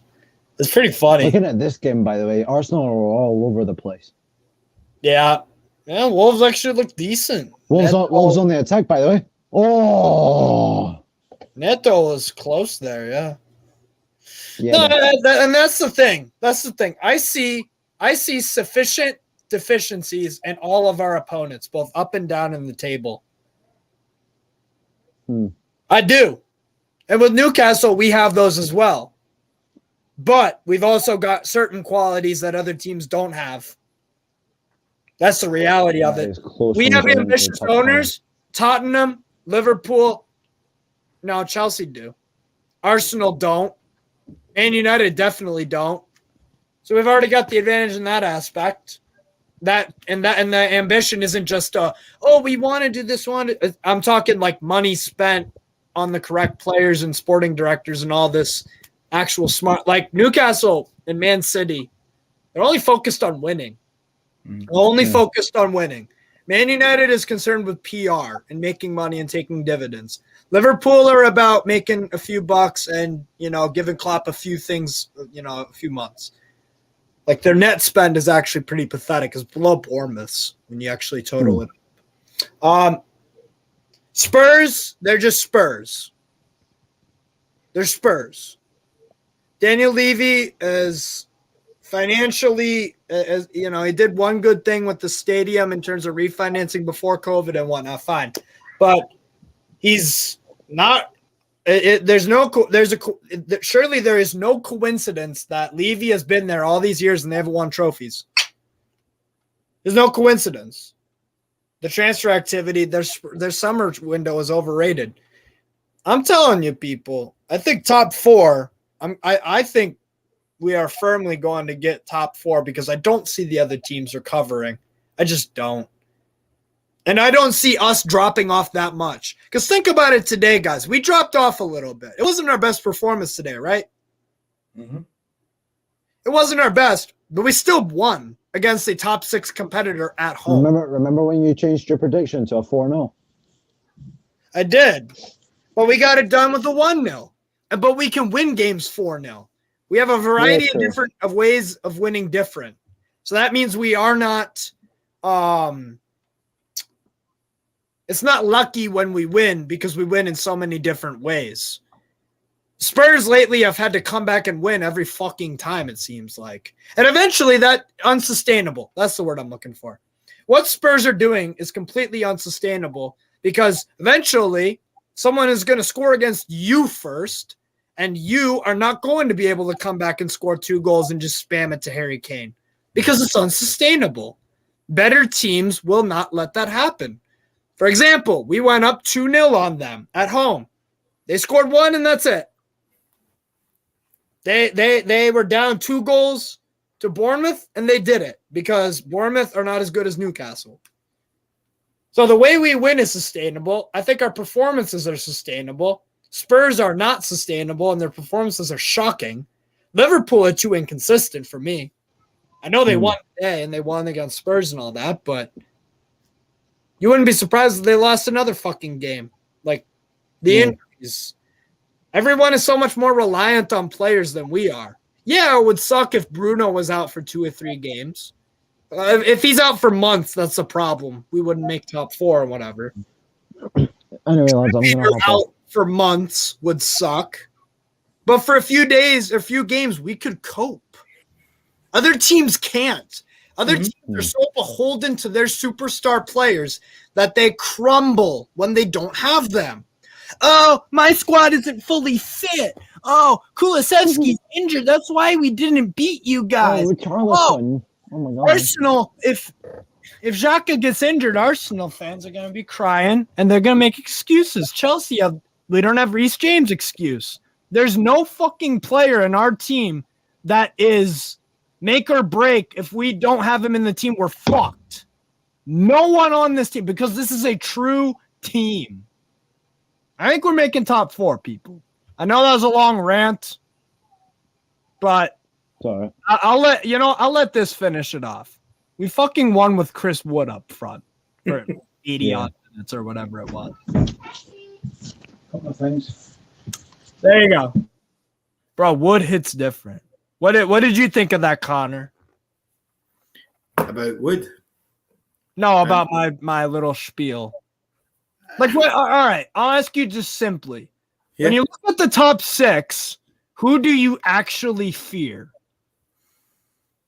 Based off of what we've seen this season, who do you fear? Right now, no one. No one. No one, because and that's based off a lot of reasons, right? If anything, every team should be fearing us. Yeah, well, we've played 5 of the top 6 and we've only lost 1 game. Yeah, exactly. You know, Arsenal, maybe slightly, because we haven't played them yet, and you never know what I'm talking for top 4, so yeah. Top 4, I think we're more than capable of getting top 4. But look, you know, I'll say this. I would love us to get top 4. I think we're capable of it, but I'll certainly not be disappointed if we end up finishing 5th or 6th. No, 100%. No, and that's something else I have to make clear. I'll be honest, lads. I wouldn't mind taking Conference League either. I wouldn't mind it. 100% not, because it's better than fucking relegation bullshit with Ashley and Bruce. Exactly.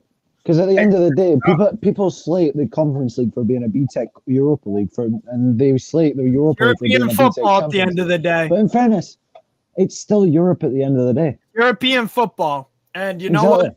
Not every team gets to win European trophies every year. Oh, I'll tell you this. If we went into the Conference League with the team we've got and known the players we'll probably bring in as well, I think we'd be capable of winning. We could be favorites in that competition.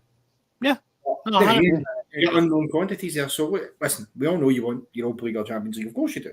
But I would not be disappointed with the Conference League, because we have to remember we are still at the start of this journey. Eddie Howe's been in charge for a year, and he's taken us from 3rd bottom to 3rd in the league. I mean, that's fucking ads. What a turnaround. I mean, Steve Bruce's first took us from 10th in the league to nearly bottom. So it shows you what happens when you get the right people in the door. Connor, you saying that? Holy shit. 3rd bottom from now 3rd top in a year. Yeah. It's mad. That's hard to believe. People were only expecting us to get like 7th or 8th this season. And look at the way we're playing. We have 1 loss through 15. One fucking loss through 15. I'm actually excited to go to games next season. This is a decent sample size. 15 games is a decent sample size, you guys think, right? Yeah. Mm-hmm. Like the table, let me pull up the table again. The Premier League table. After the World Cup break, I am excited to go because I really want to see us play amazing football. The Premier League table is starting to take some form. It's weird that Wolves are down here, but they've been playing like crap. So maybe Wolves could get out of it, but they're not going to, you know what I'm saying? They're not going to finish 14th. They're going to finish at most 16th. I think West Ham, maybe they could move up, but they might not even get top 10. You know what I'm saying? Like this bottom 10, who do you think leaves that bottom 10 into the top 10? Maybe Brentford, maybe Leicester in their form. Palace, maybe. But you know what I'm saying? Like, Wolves are not going to go from 20th to 4th this season at all. You know what I'm saying? the table is Definitely. taking the table is taking some real form this time of year because we're 15 games in, and where you're at is where you're gonna be around. Like Man City, they're gonna be in this. See, when you look at the table as well, we are the only team currently who have won 5 out of the last 5 games. When you look at that, we are all green. Look at the form. 4 wins in the Even Arsenal have a draw. Yep. It's a trajectory to keep going on, you know, and that's the And it's thing. not just, and this is a great, sorry, Connor, go on. My bad, bro. Oh, no, I was just saying it's a trajectory that we're on and we're riding a wave. We can keep that up. Look, there's 23 games to go. Yeah. There's going to be some games that there'll be disappointing, but the fact is, the last 2 games, we haven't played our best. We didn't play our best against Southampton. We won 4-1. We didn't play our best today against Chelsea. I mean, Chelsea, how often you're Newcastle do you not play your best and still beat Chelsea? That almost never happens. I've never seen it in my life. You know, but we did. So I don't think I have. That's a strong mark. If you can not be playing at your absolute best and still getting points on the board, still getting wins, that's when things are good. And when we still have some players to come back from the injury list, I mean, you know, the possibilities are there. I think if we get February time, you know, March time, and we're still in that top 4, I think we're serious candidates at that point. I really do. Yeah. Yeah, fair. And big up. I just got to do the super chat real quick, guys. It's not just 15 games. It's our form in 2022. Big up to you, LSO Inferno. Thank you for the super chat. And that money, by the way, it goes directly to the channel. It goes directly to the channel to upgrade it, do little modifications and camera stuff and all that good stuff. So thank you. It's to pay me and Steve for the amount of watch-alongs we've done. Yes. Bro, if you look at our form in 2022, we might be top of that with Man City losing today. Like it is seriously, it is something to really, really take notice of our form the past, the you know, since Eddie Howe's been here. We've lost 3 home games in all competitions: Cambridge, Man City, Liverpool. And that's it. How many fucking home games we had? Probably 20? Some crazy shit like that. 3 losses out of 20. A lot of those wins against Arsenal, wins against wins against Arsenal. Now Chelsea drew 3-3 with Man City. I know it's not a win, but fucking it's Man City. Usually teams lose to them. Yeah. Fuck yeah, as an Alkmaar. No, and you know what? The other reason why I think we are, guys, why I do genuinely think we are top 4 candidates, we won't have to deal with European football like the other teams if they make it far. Yeah. Which I assume Arsenal will make a pretty decently deep Europa League run. Man City, you would think, make a Champions League run, a deep one. You would think that Manchester United could also make a deep run in the Europa League. You would think maybe Spurs will get knocked out by Milan. I see Milan. I could see that.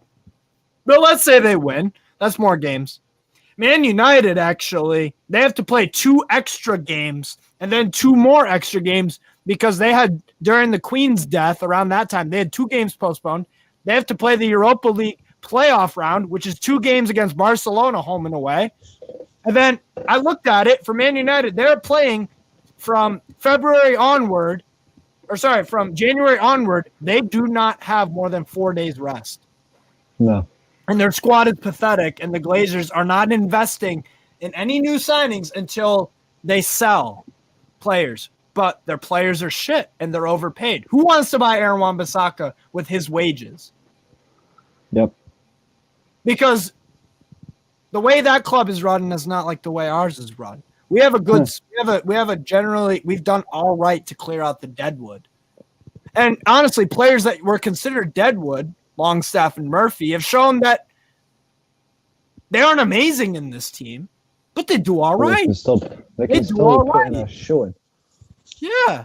So, when was the last time you saw any other squad get the most out of supposed deadwood? If Brandon Williams played for Man United tomorrow, he'd be fucking shit. If Tanganga played for Spurs, he'd be fucking shit. Yeah.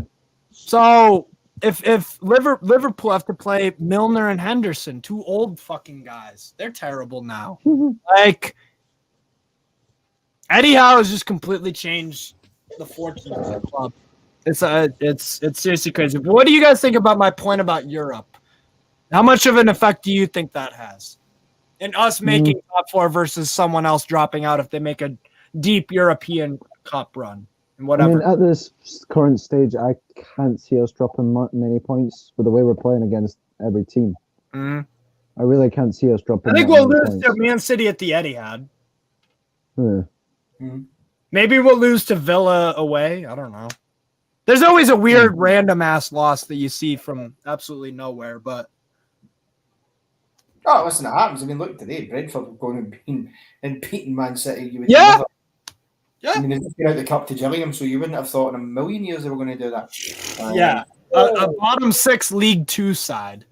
Yeah, but at the end of the day, as you say, it can happen because the wonderful thing about football is doesn't matter how much money you spend, it doesn't matter about any of that. On any given day, any team can beat another team. It is possible. Yeah. It's a game of football. It can happen. So, of course, we'll probably find a loss in there. I actually wouldn't be surprised if it was a Villa away or, we go away to, the City ground, Forest and lose. It can happen. It's about how you bounce back to that. And I think we would bounce back perfectly fine. I don't think it would manifest into a run where we were just losing games. Yeah. I don't think we'll – over the whole season, I don't see us losing back-to-back games. No. I don't. Think we'll lose. I could see a loss, draw, loss, win. Maybe something like that. I don't see us losing back-to-back games, though, in any competition. Arsenal seem to be back on form, by the way. Yeah, Jesus is just at the bar. Yeah. But anyways, we'll head out because I gotta get a little bit of rest before work. Anyways, I'm gonna leave you guys with this. I want you right now to tell me, Kieran, where are we finishing this season at May? When the season's done, where will Newcastle? I want to say third. I want to say either third or second, but that's just dreaming. But relatively, I wouldn't mind if we drop like a few places, like even 7th. I would. Where do you think? I think 5th. Currently, I think 5th. If we if we have another section where we just draw after draw, sure. I think we will drop down to like. Sure. 5th or 6th, but if we can continue winning, like win after win after win after win, we can even challenge for the title. Yeah, I can't see why we can't do that. But you think 5th? I think 5th. I think 5th is. Connor, I know it's hard to guess, but interesting brain exercise. I think probably not too surprising that the Scotsmen are going to agree here, but I think 5th as well. I do. I think we'll push it all the way. I think we'll be in that mix. I think there's no reason why we can't consider ourselves competing for that title. I mean, look, we're only 4 points off it as things stand. So you can't argue when it's that small a gap that you're not at least in the conversation. But I wouldn't be totally bothered at all if we dropped a place or two and ended up. No, 100%. No. I'd be. Scott, you seen that, by the way? Where yes, Neto skinning about 5 people. Yes, I did see that. It's quite funny. A good player. Now for my answer, sorry, Connor, you said 5th, right? Yeah, 5th for me. I do think we finished 4th, and I'd put a lot of money on it. I'm saying I would. I genuinely would, because I feel like this season, with all the things that are going on, with all the crazy shit, like Brentford beating Man City, that wasn't the only shock of this month. Nottingham Forest beat Liverpool this game week. Beat Liverpool. Crazy shit is happening, and crazy shit will happen to us. Leeds I think we're far less likely. I think we're far less likely to have that kind of shit happen to us. Yeah. Because we don't have a target on our back because we're not a top 6 club yet. No, not yet. We don't have And a target. also, we don't have pressure. We don't have pressure. We're playing with house money. Playing with house money. Liverpool, Spurs, Chelsea, Manchester United, they're all like obsessed with top four. Their fans, infinite amount of pressure. Top four. Like the pressure.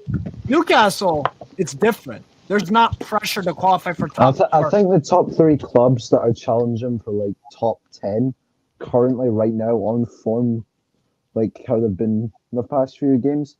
I think it's us, Brighton, and Fulham. Because Fulham are doing wonders this season. Brighton are doing fucking great too. I think Brighton could finish above a Chelsea. Brighton only just knocked hilarious, Arsenal by from the the Carabao Cup.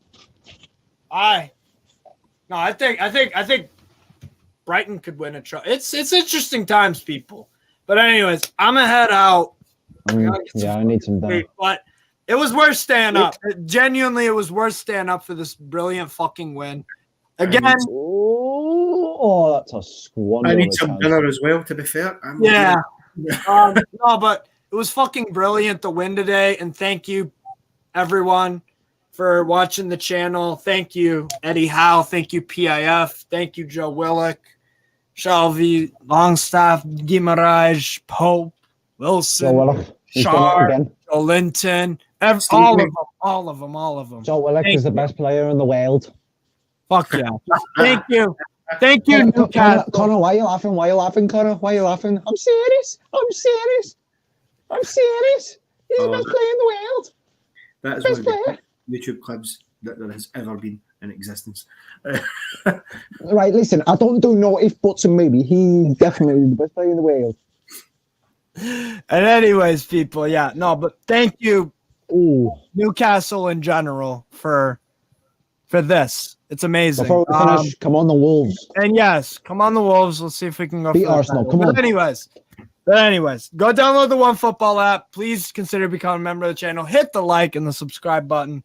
And I'll catch you guys later as it finishes. Newcastle United 1. Chelsea 0. Take care, guys. Away, fucking lads.